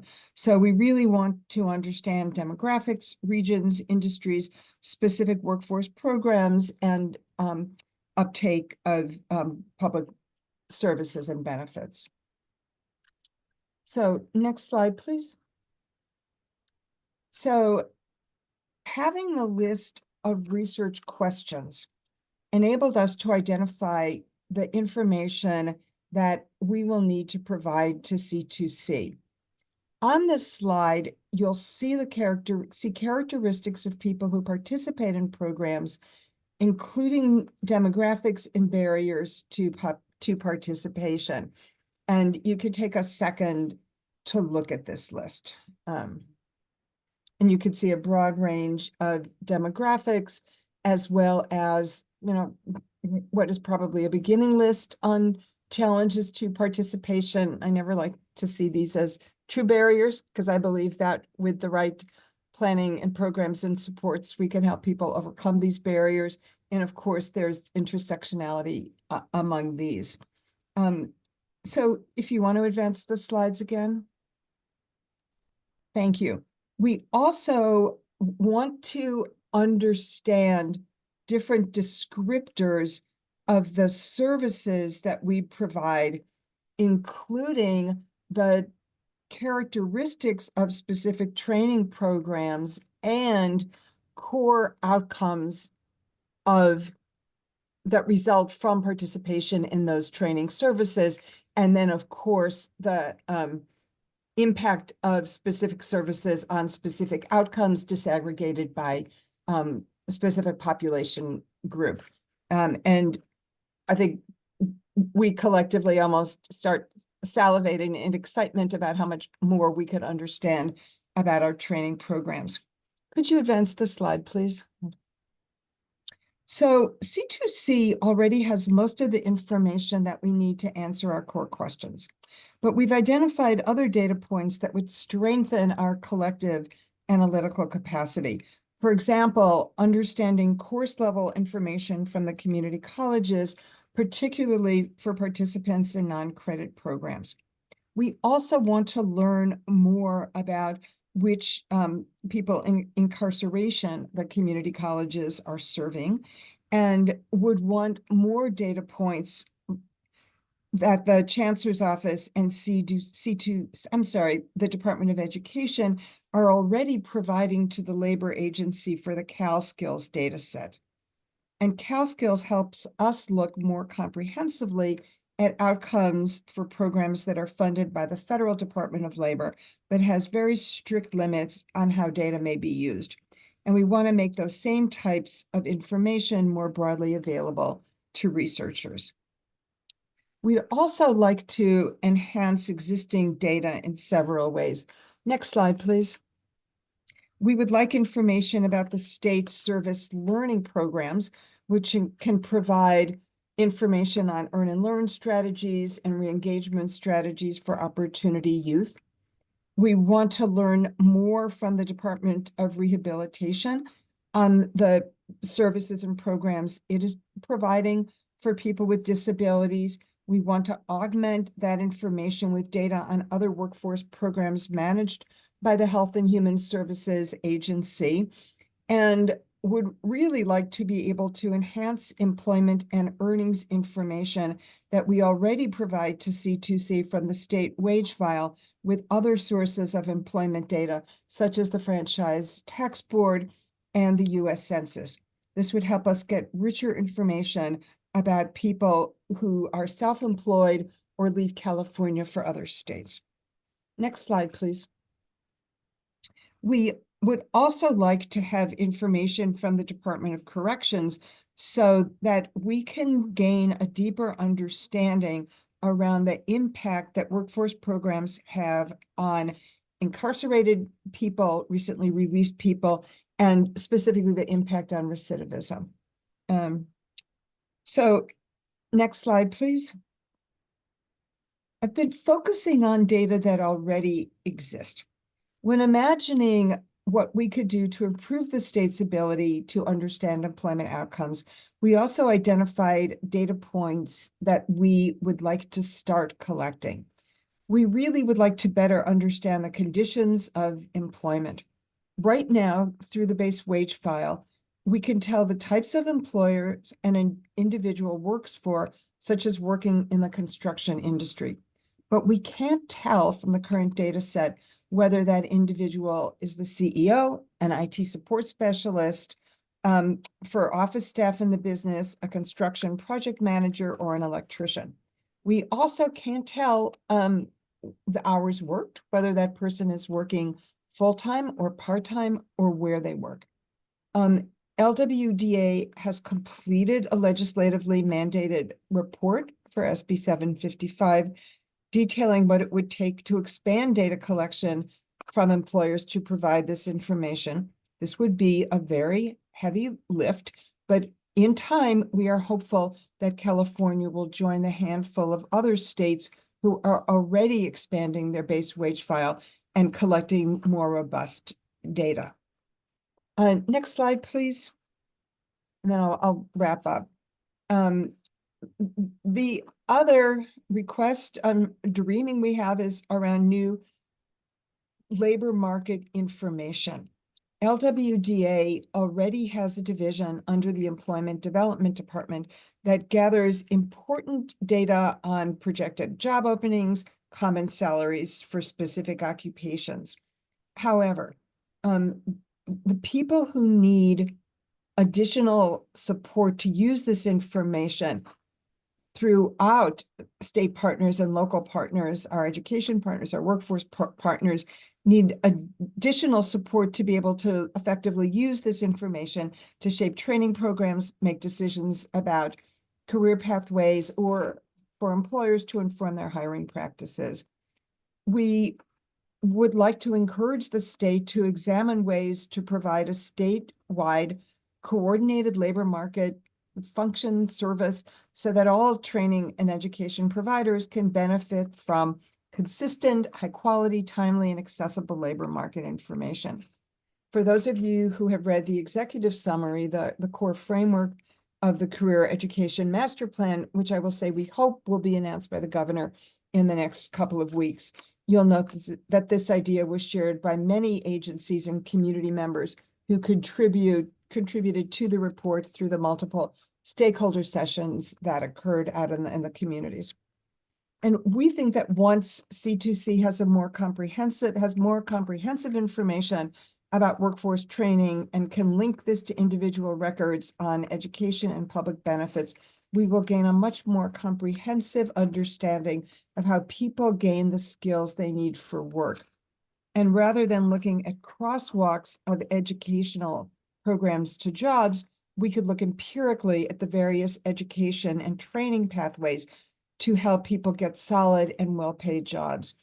And we are hoping that C2C, and excited about working in partnership with C2C, can use your unique convening capability to identify the best way to strengthen labor market information and increase our learning to the end goal of really improving employment outcomes, earnings, and better lives for the people we serve in California. So next slide. I'm just happy to take any questions you have about the proposed research agenda and the vision I laid out about ways that we think the labor agency could leverage C2C data. Marvelous. Thank you, Abby and Judy. Any questions from the board?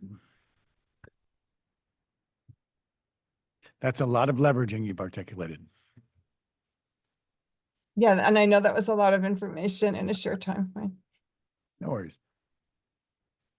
Seeing none, thank you again for coming. We really appreciate your time today. If we, without any questions or anything, let's move on. We've dispensed with item 14, so let's move on directly to item 15. And that is update on the student experience report. Judy is already with us. And so she's joined by Jacob Jackson, the Director of Research Partnerships at the California Education Lab, to present this update. Take it away. Thank you, Chair Payne.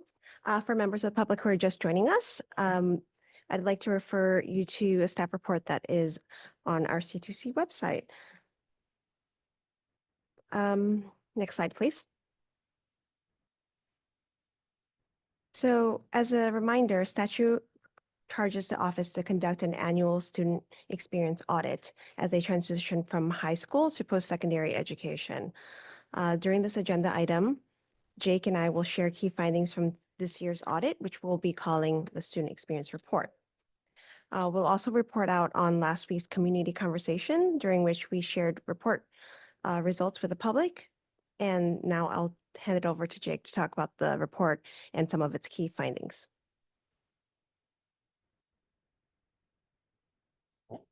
Take it away, Jake.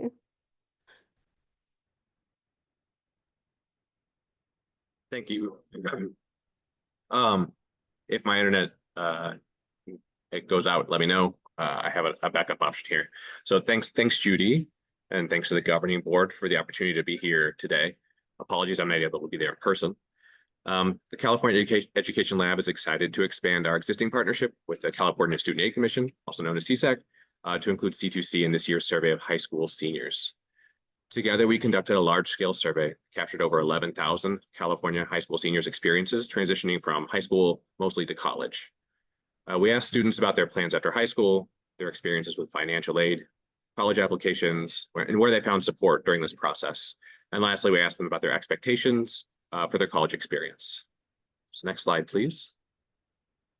I'll highlight a couple key findings from the DENS report. First, we found that students could use more support to help them choose the right coursework to be eligible and to be ready for college.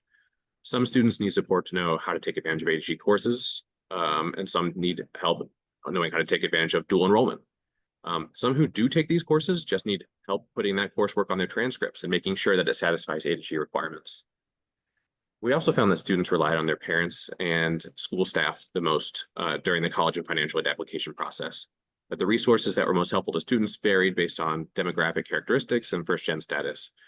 For example, students who would be first-generation college goers relied more heavily on school staff, including teachers and counselors, than their peers who had parents who went to college, who relied more often on their parents.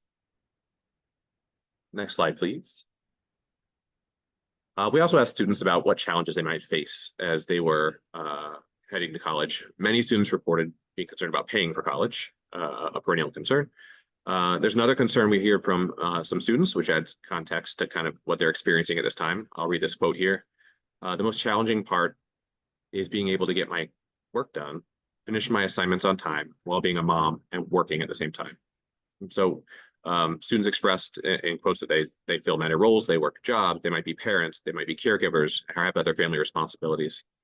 And the ability to balance these obligations and coursework was listed as a source of worry for many students. So quotes like this can remind us of what we can do to make the college transition easier for these students we should do. Next slide, please. We also asked students what they're most excited about college for. There's a lot that students were looking forward to. Here's another quote. Being able to learn new things and get new opportunities my parents never did. Hopefully make my family proud and later on help others with my career. So for many students, college is a chance to be challenged and find new opportunities, benefit themselves, but also benefit their communities. The state can provide support and pathways for students to achieve educational goals. And then with that, I'll pass it back to Judy. Next slide, please.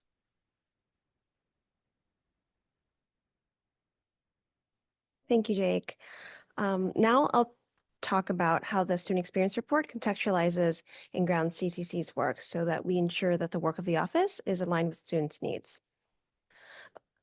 A key takeaway from the Student Experience Report was that over half of the students we surveyed experienced at least one challenge while they were applying to college or for financial aid. The report also found that students wish they learned about the college application process earlier on in high school. So these findings tell us and our partners that we need to continue our work on tools to help students plan for college and reduce the administrative burden on them. Hearing about students' challenges, fears, hopes, and dreams helps guide our work. For example, C2C's work of championing the scaling of a California colleges.edu, CCGI's work to build resources for 6th to 12th grade students to successfully plan for life after high school, and the shared work of creating environments where students can achieve their goals in education and employment. Next slide, please. As we know, students rely on adults around them for help during the transition from high school to college. C2C has the ability to equip parents and educators with reliable data on how students navigate to and through college and into careers. The upcoming student pathway data story can help teachers and counselors understand where students from their district have gone to college and how much they earn after they graduate. So this tool can help support decision-making and empowers educators to help students imagine what is possible. So looking ahead, future iterations of C2C's tools can include even more features to help families and educators support their students.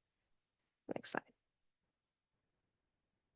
The Student Experience Report was released on February 18th, so Jake and the C2C team hosted a community conversation to discuss the results of the report. Over 80 community members joined us to hear about that. So in the brief time we had today, we were only able to give you a taste of the student experience report. If you'd like to hear the findings discussed in greater detail, which Jake did an amazing job at, you can find the recording of the community conversation on C2C's website. Next slide. We are excited that this year's Students Experience Report was able to cover a broad range of topics and have a wider reach of students than ever before.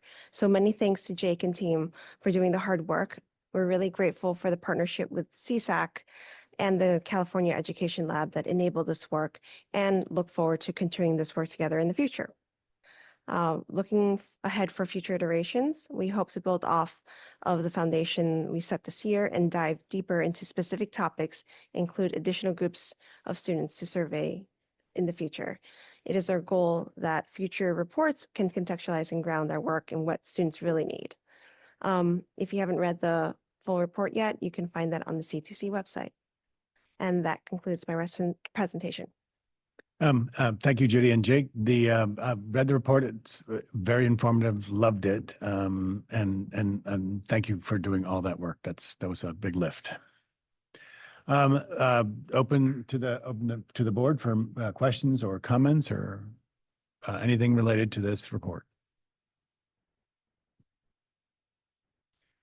Seeing, yes, Member Evans. Chair Payne, Nathan Evans from the California State University System, board member. I just want to appreciate both the C2C team, but also Education Lab. I think this is an example of how we put ideas of continuous improvement into action, particularly for constituents like students and families, and really think about improving those student and family and external facing tools. As a board, I think one takeaway I would offer is and looking at the responses from the survey and the distillation of some of that, how can we continue to think about embedding the use exposure to and the use of these tools in all of our communities, whether they be classroom-based, community-based, because I think that comes across loud and clear about the importance of these tools, particularly for learners who do not have parents or other family members to access in terms of that information about navigating post-secondary transitions. And so just appreciate this and affirming that, and maybe to challenge us all to continue to think about what those spaces are and how we as representatives of the agencies and entities on the board can think deeply about how we do that within our own spaces. So again, appreciation to everyone. Thank you, Member Evans, and you raise a great point too. It's incumbent on us to help disseminate the information in the report to all of our networks and places. Thank you very much. Any other comments? Perfect. Thank you, Judy, very much for that informative report. We'll now move on to item 16, discussion, public comment, and possible action on the formation of the committee for the selection of advisory board members. And it falls to me to present this item today. Obviously, I want to refer members to the staff report that was drafted for this agenda item. If you're a member of the public and would like to follow along, the staff report can be accessed on the C2C website. Can we have the next slide, please? Our education code that governs our activities states that, quote, members of each of the advisory boards shall be appointed by the governing board, unquote. The Data and Tools Advisory Board is responsible for examining whether the data system is providing actionable information and identifying ways to improve access to that information. The Community Engagement Advisory Board is responsible for examining whether the managing entity, the office, the team here, is creating strong feedback loops with data users, supporting evidence-based decision-making and analytical capacity, and ensuring equitable access to actionable information. In 2025, the Data and Tools Advisory Board will have 6 open positions, and the Community Engagement Advisory Board will have 6 open positions as well. So there are 2 parts to this agenda item. First, we need to review and approve the charter. And second, we need to receive volunteers today or in the next week or 2 for the committee. I would first like to direct members' attention to attachment A in your books, the 2025 Selection for Advisory Boards Committee Charter. The committee will be tasked with ensuring that the advisory boards consist of collaborative individuals with diverse perspectives and relevant expertise. enabling them to provide timely and high-quality recommendations to the board. Upon adoption of the committee charter, the committee will convene to offer direction and guidance regarding the recruitment process and the selection of candidates. This will involve examining proposed selection criteria, recruitment materials, and dissemination strategies for those materials. Additionally, they will assess applications received by the office and formulate recommendations to present to us here on the board. For this committee, we'll need a total of 5 volunteers. And before any members jump up to volunteer, I want to remind members that the committee's activities will be happening in the coming months, and our first public meeting will ideally take place in April. Additionally, I want to ask that members take their current commitments with the board into consideration.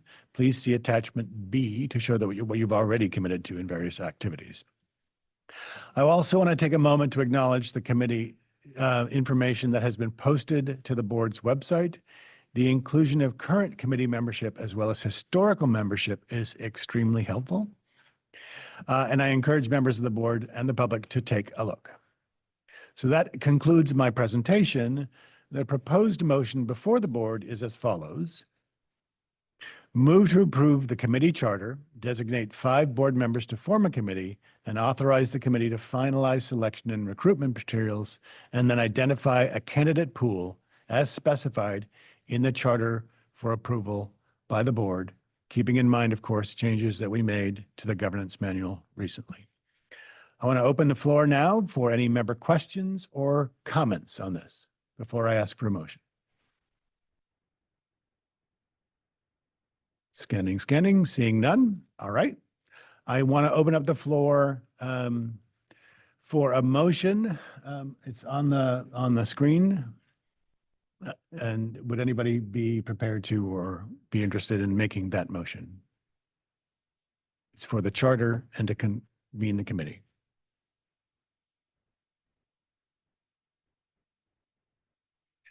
Yes, Member Sullivan. Thank you. Since you put it in writing, I would like to move to approve the committee charter, designate 5 board members to form a committee, and authorize the committee to finalize selection and recruitment materials and identify a candidate pool as specified in the charter for approval by the board. Thank you very much. Is there a second? Second. Second by Member Tagorda. Thank you very much. So right before we vote, obviously it is time for public comment. If you want to comment on this agenda item number 16, please note that they should be limited to this agenda item. Are there any speaker slips for this item? Nope. Is there anybody from the public wishing to speak without a speaker slip? Seeing none. Stephanie, could you please open it up to comments on the Zoom? Yes, for members of the public wishing to comment on Zoom, please raise your hand at this time. At this time, I see no raised hands. Marvelous. Okay, then let's take it on to a vote. Stephanie, there's a motion and a second. Can you please call the roll? Chair Payne? Aye. Member Tagorda? Aye. Member Cifuentes? Aye. Member Cochran? Aye. Member Evans? Aye. Member Furgiueli? Aye. Member Gonzalez Vasquez? Member Hetz? Aye. Designee Bierke for Member Irwin? Aye. Member Jez? Aye. Designee Stivers for Member Laird? Aye. Member Lee? Aye. Member Moldoff? Aye. Member Nellum? Aye.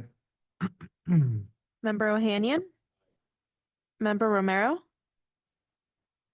Member Skull? Aye. Member Soublé? Aye. Member Sullivan? Aye. Member Van Natten? Aye. Member Vu? Yes. For the clarity of the record, we have 20 ayes. Thank you very much. Motion passes. If anybody who has an interest in serving, please approach Executive Director Bates or me in the coming days, and we'll put you absolutely into the hopper. Thank you so much. We now will pause for a 10-minute break. It is 2:12. Let's see you back here at 2:25. Get a little extra time. Thank you very much. Oh, all right. Thank you. We're now moving on to item 17 in your board books. I should probably call it up too. We're going to have a presentation on continuous improvement processes and the role of governing board members. As you know, this is part and parcel of our sort of normal cadence of being introspective as a board about how we interact and how we behave and what our responsibilities are. And so I want to invite Ronnie Jones from Leading Resources Incorporated to present this item. Ronnie, take it away. Great. Thank you so much. It's nice to be here with all of you today. I am Ronnie Jones and I'm with LRI, and we provide assistance and support to C2C in many different ways. So you'll actually see me a little bit later this afternoon as well, working with you in the closed session. I do want to say before I start my presentation, this is a slightly different presentation, and I'm going to be asking you to interact and comment and have a dialogue about the topic that we're having. So it's a little bit less of a sit and get, and it's a little bit more of a dialogue and a conversation moving forward. And I think that the other thing that I want to mention is that in order to place this a little bit in context, Cradle-to-Career is coming to the end of the strategic plan that you have in front of you. There will be some work coming up in the near future of working on a new strategic plan. And so what my intention is to think very deeply about this strategic plan and how continuous improvement is now going to begin to take more of a leading role in the work that C2C is doing, as opposed to the foundational work of building the organization that's been happening over the last several years. So just sort of keep that in mind. I think I was talking to Chair Payne, and he said that's come up a few times during the presentations today. So we're going to continue to explore that and maybe go a little bit more deeply. So the first thing that you are going to need is you should have two documents in front of you that were printed. One is the strategic plan and has sort of a yellow, buttery sort of first page. And then the other one are the 5 habits of effective public board or public agency board members. So you're just going to need those two documents in front of you. And if you're a member of the public, you can actually find those linked in the memo that's posted on the C2C website. So you can look at those. Next slide, please. So I also want to provide just a little bit of context. A colleague of mine did presentations over the last 2 years with the board. Some of you have cycled onto the board, others have cycled off of the board. So just as a reminder, the last 2 presentations in 2023 and 2024 have had to do with the 5 habits of effective boards. And then this document that I've asked you to pull out and have in front of you, which is the 5 habits of effective public agency board members, which builds on that first document. And today we're really going to make some of those connections to continuous improvement. Next slide. So having looked at all of your bios on the website and understanding that many of you come from other public agency work, you might come from universities, you might come from other agencies that deal with public health or other kinds of things, you might be very, very familiar with continuous improvement processes. And so today, my presentation hopefully will build on 2 areas of expertise that you come with. One is continuous improvement processes that you might already be engaged in, either as a staff member somewhere, as a leader somewhere, or even as a board member in other situations. And then also building on your expertise of what you know about C2C as a board member and how you have helped to guide this organization and work in partnership with Executive Director Bates as the organization has been growing and really responding to changes while holding true to their mission and vision from the outset. And so those are kind of the things that I'm hoping that you can turn on those 2 parts of your brain and really engage in a dialogue today. So as you might know, continuous improvement, just a simple definition, is a structured approach to consistently refining and optimizing processes, products, and services. And so many of your conversations today have been about research and gathering data about how well C2C is putting things into place. They're implementing ideas and practices. They have tools that are out in the field that people are starting to use and engage with. And so now the question is, how well are those working? How well are they serving both staff as well as users and partners on the other side? And so those are the questions I think staff are beginning to ask themselves now that some of that foundational work of really building C2C is starting to transition into these new phases. So next slide.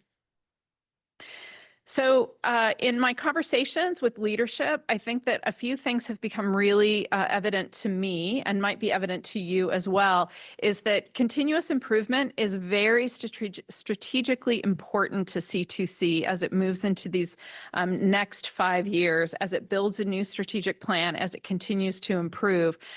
One of the things that I think I hear from staff, and hopefully you hear through your presentations with staff, is that continuous improvement helps to drive operational and cost efficiency.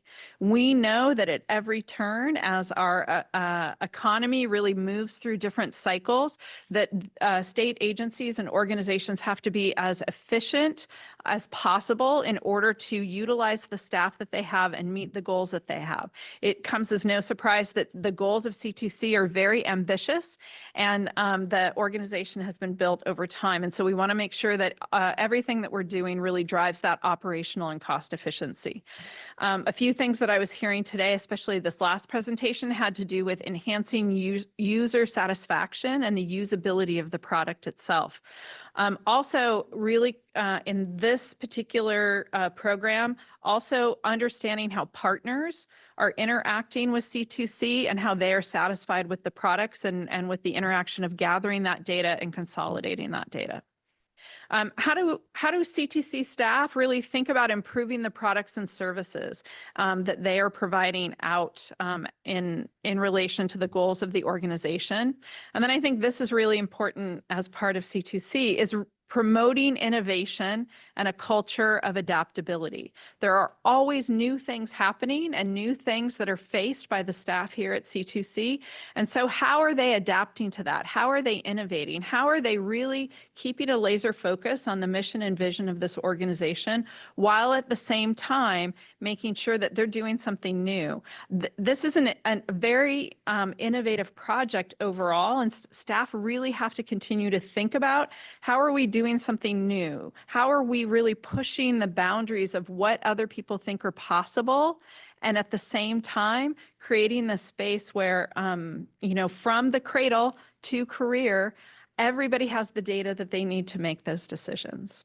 So I'm just going to pause for a second, see if there are any thoughts in your role as a board member. How have you been thinking about some of these things? What are the presentations that you've been seeing about any of these ideas about how continuous improvement is strategically important to C2C?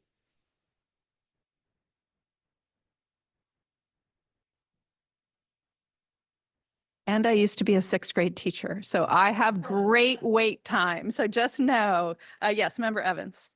Good afternoon, Nathan Evans, member representing the California State University. And I made reference to continuous improvement earlier in my comments today, and that was in terms of the guiding documents for the board itself. But I think that is reflective, and that governance manual, as I said, while tedious, it really is sort of the foundational documents by which then we operationalize that.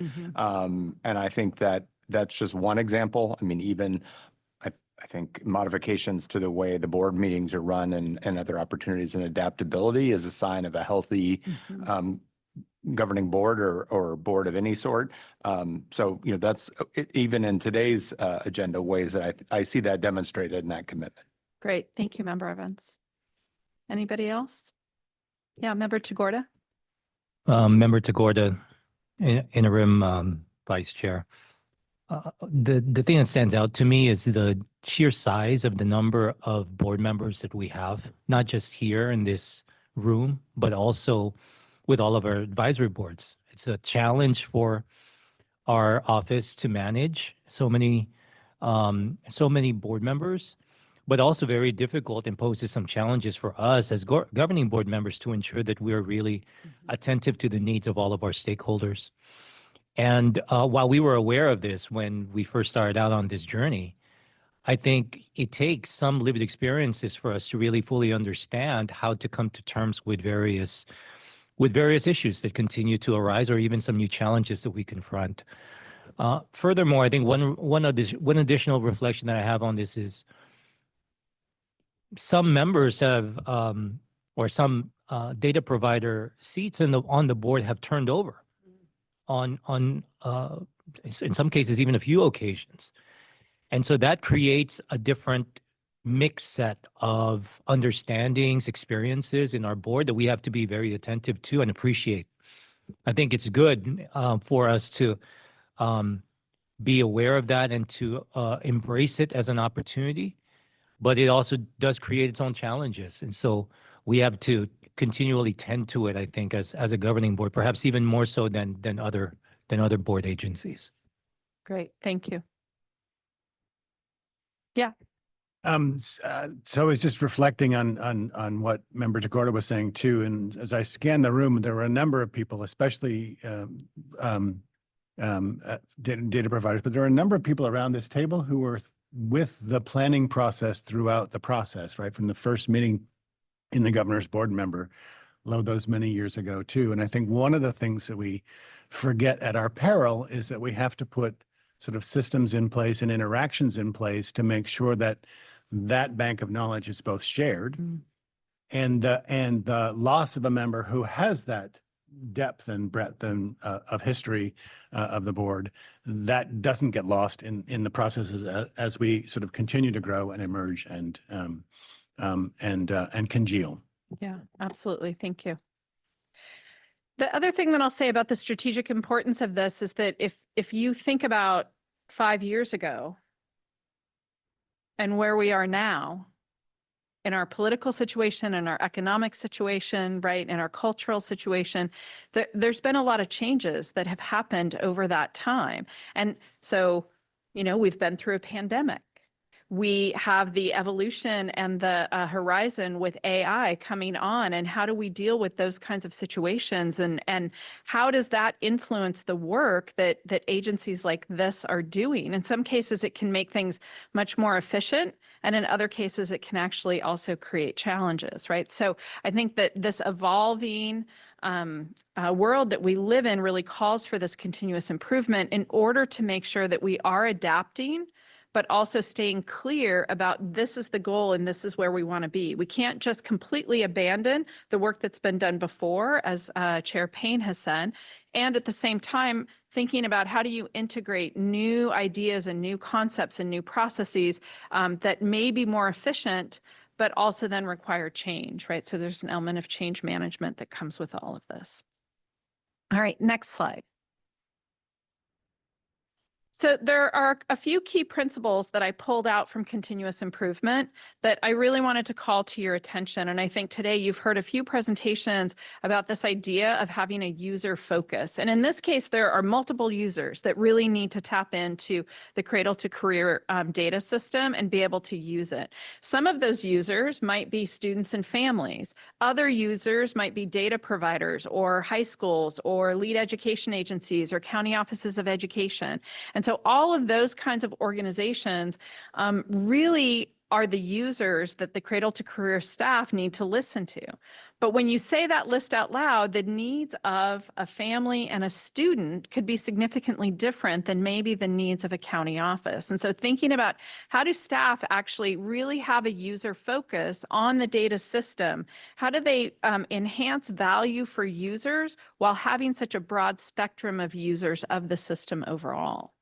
I think another key principle to keep in mind is employee involvement. In all of my work that I've done with C2C over the last several months, everything that I've heard is about how amazing the staff are because they listen to the needs of the field, they're responsive, and they're a small but mighty team, right? This started as a fairly small organization and has grown over time. And so the leadership that's required, not just from Executive Director Bates, but from her leadership team, in order to make sure that the employees are involved in some of the decisions, that they have a way to provide input in order to say, yes, these things may or may not work. We understand what the needs of the field are, but how do we actually also try to figure out how to make that also work for employees? So that's another really important element of this. I think that being able to make data-driven decisions, that's one of the key tenets of this particular organization, is being able to use this data. It doesn't just sit on a shelf somewhere, that it's actually being used to make decisions over time is incredibly important. And then continuous improvement, really there's a need for consistency. And this doesn't mean keeping the things the same, but consistent improvement over time, so that that as improvements are made, that there is not a backslide, right? There's not a way that things then are regressing over time. You want those improvements to stick, and then more improvements to be made, and then more improvements to be made over time.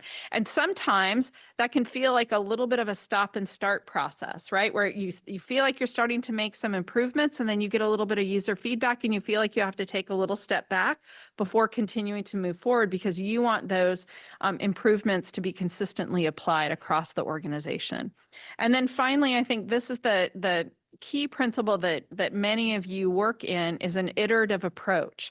You don't want to throw everything out and start over again. You really want to choose some elements that can be worked on, can be improved over time. You can measure that improvement, and then you can move on to the next thing, so that you're not starting over at any particular time. So I think I want to again pause here and just ask, have any of you, maybe in the work that you've done with C2C, or in some of your other work outside of C2C, ever engaged in any of the principles of this work that you have found successful?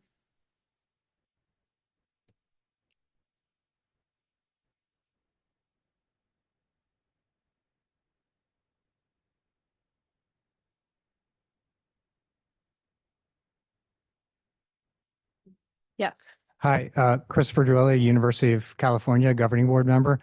I think the experience that we've had working on the Student Pathways dashboard has exhibited a lot of these points, because it has been iterative. There has been a lot of focus on ensuring input from a broad range of stakeholders across the office, across the state, data providers, governing board members, and we've been very deliberate with the leadership of the office, very deliberate and intentional about dotting all the i's, crossing all the t's. And I think that's been appropriate, even though the original timeline was something that, we weren't able to meet as was planned, back during the planning process and in an earlier time period. And I think that was appropriate. It showed that we're flexible enough to listen to the outcomes of this iterative process and understand that we need a different timeline, we need more time, we need a different approach, and I think that shows a strong organization that's willing to do that. Yeah, that's a difficult message. We're not going to release this. We're gonna pause, and we're gonna make sure that we have this right. Maybe not perfect, but we have it right, and it's ready to release, right? So that takes a lot of courage, and it is part of that iterative approach for sure. Other ideas or elements that come to you as you're thinking about this in your work on the board?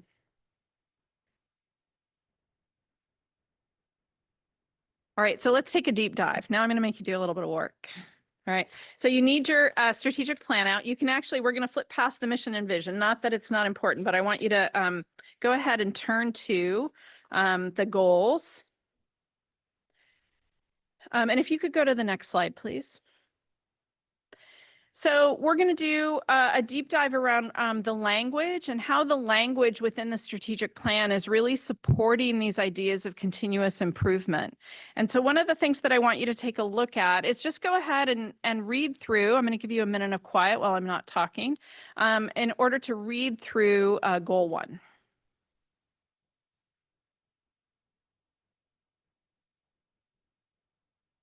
You don't have to read the whole thing, just the goal.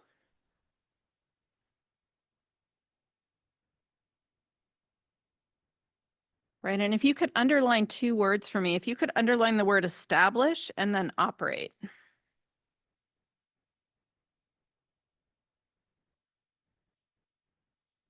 So to me, establish and operate are two very different words. So whenever I work with an organization in strategic planning or organizational development, establish and operate are very different concepts when you're working within an organization, right? So the initial startup is establishing these things.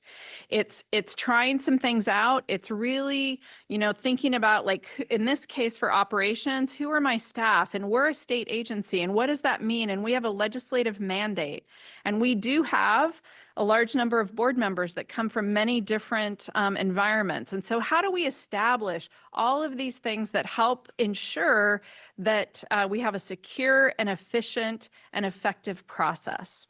So that's the first stage. And over the last year and moving into the future, C2C will now be thinking more about the operation of that, right? It's established, but staff is now going to be continuing to implement. And in the case of continuous improvement, thinking about how do we make it better, right? How might we do more of this? How might we make it better? How do we scale some of these things? And so that's really a key element within this first goal for us to take a look at as we think about the current time and then into the future with the operations of C2C. So I think that the way that the strategic plan is created helps to not only set up C2C to create this new state agency, but now also to move it into the future.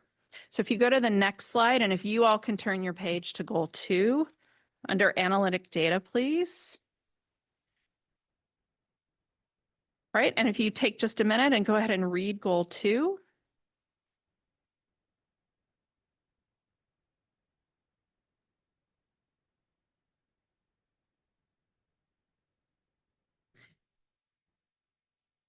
And if you're looking at my slide, you know that I'm going to ask you to underline the word build at the very beginning of the sentence. And then a little bit later, there's a word that's empower. Right? So in order to do this work around linking these analytic data sets, that had to be built before any decision-making could be done with those systems, right? So the initial step was to build those systems before empowering decision makers to answer these important questions associated with this particular goal, right? We're going to do one more, then I'm going to turn you loose to do some work on your own. So if you turn to the practical tools, and if you could go to the next slide, thank you. So take a second and read the practical tools goal.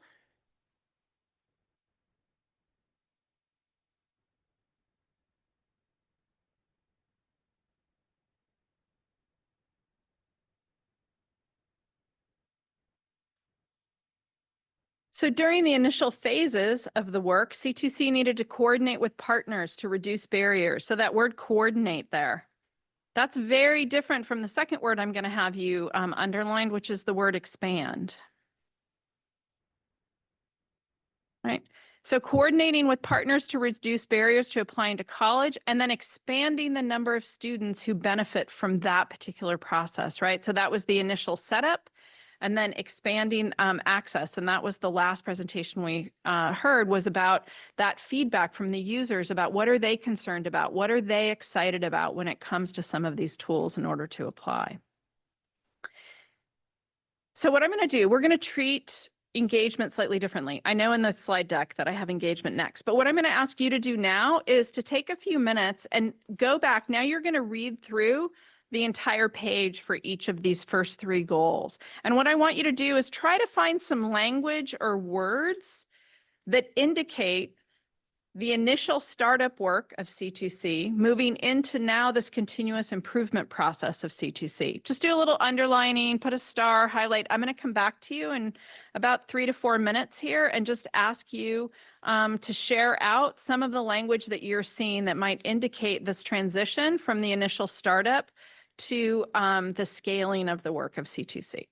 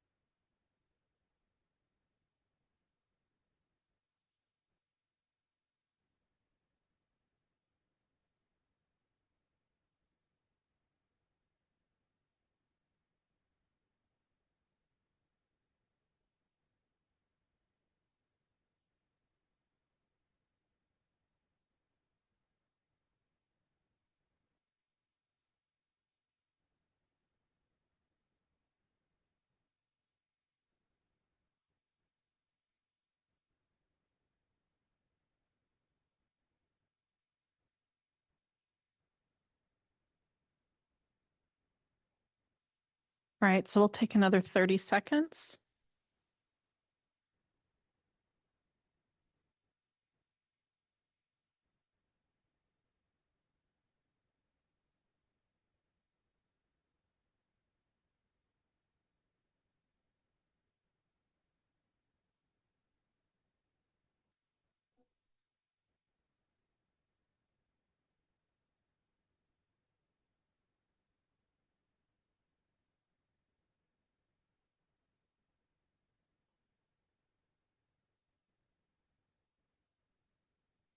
All right, so before I have you share it, I want you to go ahead and turn to the engagement goal, if you would, please. Now, the engagement, if you go to the next, oh, yep, engagement, thank you on the slide. Engagement is slightly different in that some of these processes are much more ongoing. So for example, if you underline the word engage and identify needs, that will be something that C2C always engages in, right? They're always looking to engage the community, to engage users, to engage partners in conversations. They're always looking to ensure that the products and the tools that they develop meet the needs of users. And so identifying needs is going to be an ongoing process. I also am going to make the argument to you that there is going to be some continuous improvement that happens around this particular goal in that I think C2C is already showing that they would like to extend engagement, right? They want to make sure that they are reaching out to any of those underrepresented groups that maybe are not necessarily in the first level of input that was taken about C2C. They might look to increase the amount of engagement that is out there for individuals who are using their tools. So those are going to be maybe the kinds of words that begin to pop up as the strategic plan moves forward.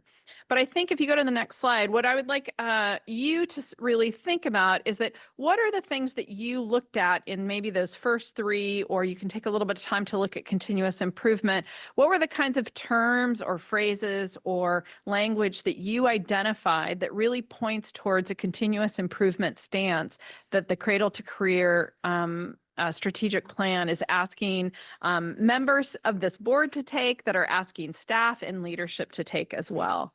So if anybody would like to share out a few of the things that maybe you identified in the strategic plan.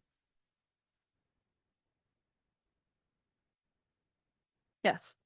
Probably establishing baseline metrics. Mm-hmm. Yeah, so they have the baseline metrics, and then the question is what to do with those. Then they continue to collect data in order to compare to those baseline metrics, right? And that's definitely a way to think about continuous improvement for sure. Other ideas? Yes. Under the, Christopher Duelli, University of California. Under the office operations, it mentions earning and keeping the trust of data providers in the public. And I think that speaks to earning people's trust through your ideas and your vision, and then keeping it through delivering value back to them on those ideas. Yes, absolutely. And that takes a lot of engagement, right? So that really mixes well with goal 4 to make sure that you are getting that input and taking that. As I read this, one of the things that really sort of I would like to share as an observation is that a lot of the objectives under the office operations were time bound, right? And you either meet those or you don't meet those. And so maybe there's a way to also think about, okay, in the upcoming strategic plan or thinking about moving into the future, how do we also incorporate some ideas to this operational part that is a little bit more based on continuous improvement? These goals are very much about starting up, getting things set, getting things ready. You need staff to do things. You need a leadership structure. You need a governance structure in order to get started.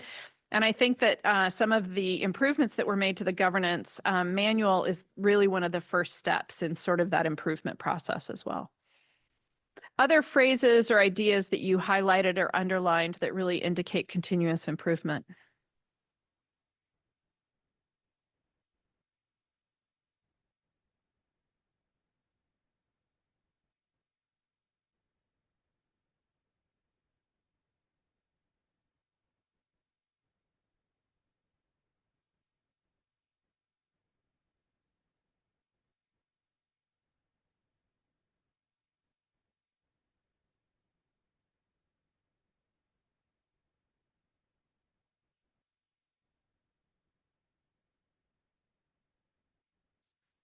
I think I can point out one in goal 2, that in goal 2, there are really some ideas in there about not just building a reliable and timely data, but also ensuring that it's kept secure. So that will always undergo continuous improvement, right? Is to maintain the security of those systems.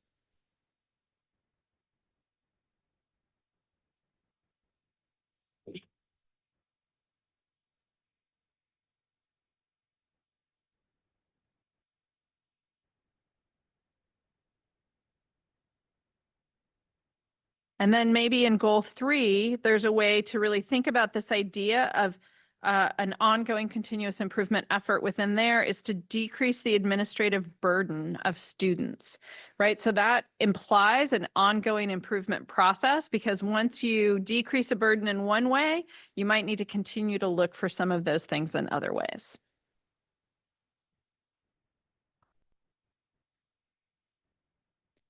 Right, anything else? Yeah. I was just, when you shared that right now, I was thinking, oh, Catalan Cifuentes, Riverside County Office of Education. I think there's a lot of things that will happen. And we always talk about, definitely the students first and families, but always being at sites and schools, there's amount of administrative burden that we're lessening. And we never kind of tie in that return on investment of hours from just thinking of the community colleges and how many times we go back and forth for certain things to verify their, California residents, right? And so things like that, that I think it'd be hard to capture, but I think it's so important to try, even if it's an estimation, what does that look like in the future? Because I think in some cases, the work that we're saving higher ed institutions, K-12, will pay for itself just by decreasing the level of workload for a lot of the people at the campuses and at the school districts and in the agencies as well. Yeah. So I think of those pieces. Yeah, thank you, Member Fuentes. I think one of the things that many people don't understand about our school system is how much data our teachers and our principals and our district office staff and county office staff are collecting and submitting at all times. And it is a burden. And so, how can the C2C data system really help them in some way? Again, not only to collect that data and certify that data, but also to make that data really usable for themselves and others in making decisions. So I appreciate that. All right, so next slide. So again, continuous improvement is really imperative to the mission of C2C. And so the question now becomes, next slide, in your role as board members, how can you really begin to think about the 5 habits of an effective public agency board member and the continuous improvement processes that we just went through in the strategic plan? So if you would just take a moment, and I'm just going to give you some quiet time to read through the other document that you have in front of you, which are the 5 habits. And now try to connect some dots between what this document is asking you to do as an effective board member, that is highlighting what effective board members do, and the ideas of continuous improvement that we just talked about.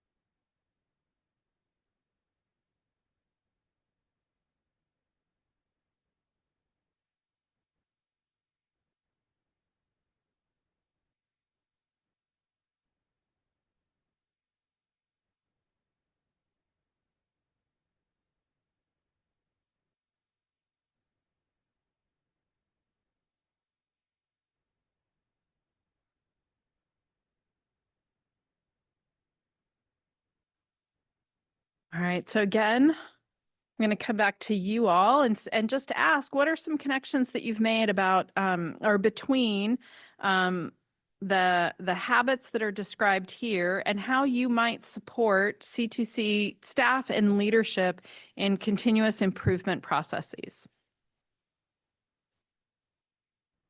Yeah. Member Sullivan. Yeah, Erin Sullivan, Commission on Teacher Credentialing. So I was circling some words and for myself as a reminder of, what kinds of things can initiate continuous improvement personally for me. And I think it translates organizationally. And I circled some words, and it doesn't matter where they are, but in this order, I circled seek opportunities, show up is twice. Building relationships, building trust. So those were some things that is ongoing, and it's constantly, it may be one step forward, 2 steps back as you learn something. That those kinds of activities are iterative processes in themselves. Yeah, absolutely. Thank you. Member Lee, Senate appointee. I triple underlined under the engagement section, ensure information is trusted and useful. That really seems to map to every single one of the habits and is an area that I could see each of us really uplifting throughout our next year as we release the dashboard, think about prioritization and so forth. So that for me was a triple underline multi-mapping moment. Yes. Great. Thank you. Yeah. Jessica Moldoff, California Student Aid Commission. I was thinking about just my thoughts on habit 4 about the wearing of the different hats and like kind of balancing, which I think is especially tricky for data providers, balancing the needs of our agency versus Cradle-to-Career. And I think it is important to think about things, especially going into this sort of like, I mean, the big test for Cradle-to-Career, it's like, are we going to be sustainable? I think being able to really identify how Cradle-to-Career is like what is good for Cradle-to-Career, which like kind of thinking about ways to support the data system to kind of like create evidence and use of the data system. I mean, I know that's definitely something that we're trying to do in some of our work with the data project is really like, yes, we could be requesting this data directly from the data providers, but by going to Cradle-to-Career first, it's really the way to really embed it into this sort of streamlining process where like, we don't need to like reinvent the wheel of data sharing. It is something that can be a sustainable resource that can be leveraged in the future. Great. Thank you so much.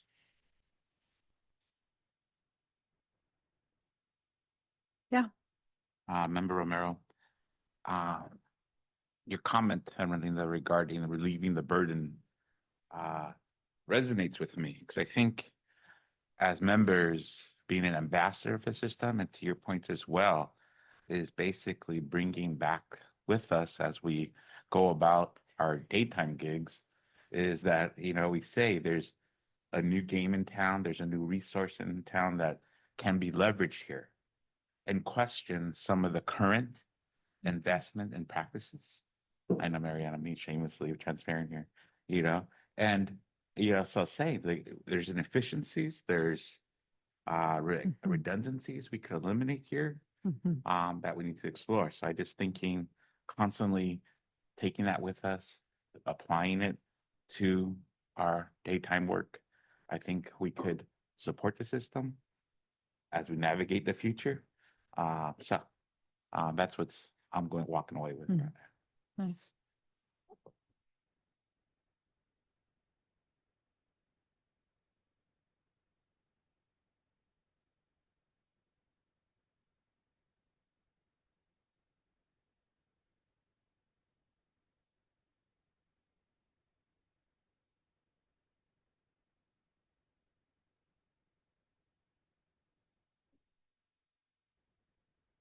Member Hetz, California Community Colleges. I'm sufficiently uncomfortable, so I will say something. So thank you.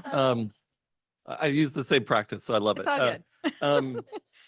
For me, I think one of the things that most resonates from the materials that you provided about how we focus on continuous improvement is that last habit. Inquiry is the presumption that you don't know, and it's the openness to there are things to be learned. And that seems to be at the heart of what we're all doing with this project, right? The presumption is we're putting this data together because there's a lot that we don't know. And it's an opportunity through the right questions, through encouraging ourselves and everyone to ask those questions to get better as a state. And so I really feel for me, also it's not fair. I'm like, this is what I do for a living. So like the data and inquiry, but it really feels like it puts right at the heart the opportunity for us to get better over time. And so I really appreciate that habit. Thanks for jumping in. I appreciate that. I do think that I was going to call everybody's attention really to that habit 5 of leading through inquiry, right? And really asking a lot of questions, because that actually is it. I didn't list it up there, but it really is a key principle and a key tenet of continuous improvement, right? So not jumping to a conclusion about why something is or is not working, really leading with questions, asking, gathering data, being able to understand multiple perspectives, because in some cases there might be user data that something isn't working, but that might be a limited set of users that are giving you that feedback. And so having that idea that, well, now we need to find out more. There seems to be some sort of challenge in this space. And so how do we get more information? How do we get more perspective? How do we actually go to users or to partners directly to really begin to understand how they're thinking about something? And the thing about this idea of leading with inquiry, both as a board and as staff members and as leaders, is that it takes time.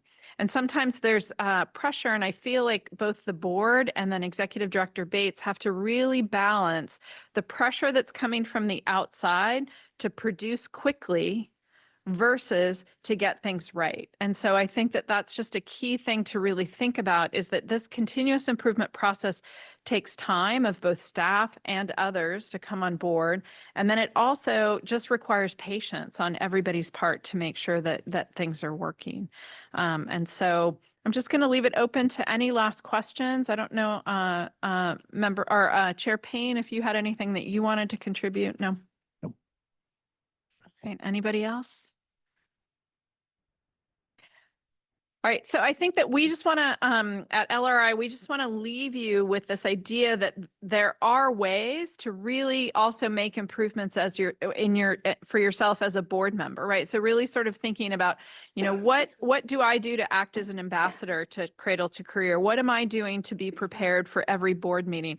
It is hard to sit in a room and sit all day long and really listen and take in so much information. And what are the things that I can do to make that really work for myself?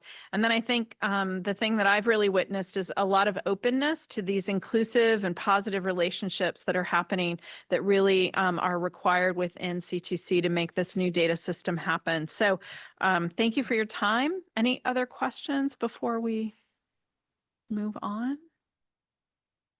All right. Well, Okay. thank you so much. Thank you very much, Ronnie. Thank you all members for participating in that. Obviously, all things that we need to sort of keep in mind and consider as we continue throughout the year to update our both processes and our goals and objectives. And so thank you very much for that, Ronnie.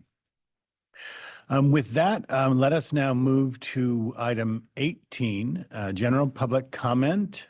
At this time, we'll open it up again to members of the public for general public comment. I actually have a speaker slip as well. That is for Raquel Morales, please. And she'll start us off on the general public comment, and then we'll open it up to the larger group. Thank you. We're making comment on agenda item 15, which is a student survey. Thank you for uplifting the importance of A through G completion, access to dual enrollment, and financial aid in your student experience survey. Our recently released report, Black Minds Matter 2025, also confirms that students, specifically Black students, face the barriers outlined in this report when it comes to college access and success. We appreciate that the survey gives us insight into what the students think is helpful, such as direct support from teachers and counselors. And as shown in Figure 14, the overwhelming majority of students identify their biggest challenge as being concerns over being able to afford college. We appreciate C2C for lifting the experiences and hope that this ignites conversations amongst you all on collaboration to address some of the pressing barriers our students are uplifting. In Black Minds Matter 2025, EdTrust West recommends some needed actions for this progress, such as 1, requiring all high schools to make A through G their default curriculum, 2, creating a universal dual enrollment policy and shift to automatic acceleration, and 3, funding free college that covers the full cost of attendance for our low-income students.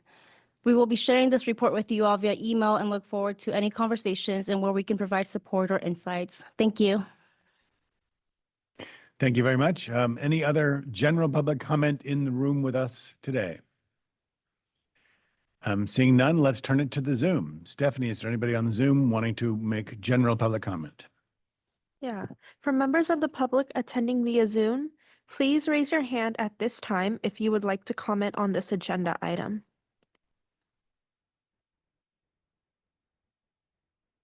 Chair Payne, I see no raised hands at this time. Very well, thank you. Then let's close that item and move on to item 19. This is future agenda items. So we want to open it up to members of the public and the board to suggest future items to be placed on this agenda for our consideration. Let's start with board members to see if there's any ideas for future agenda items. Scanning. Yes, Member Nullum.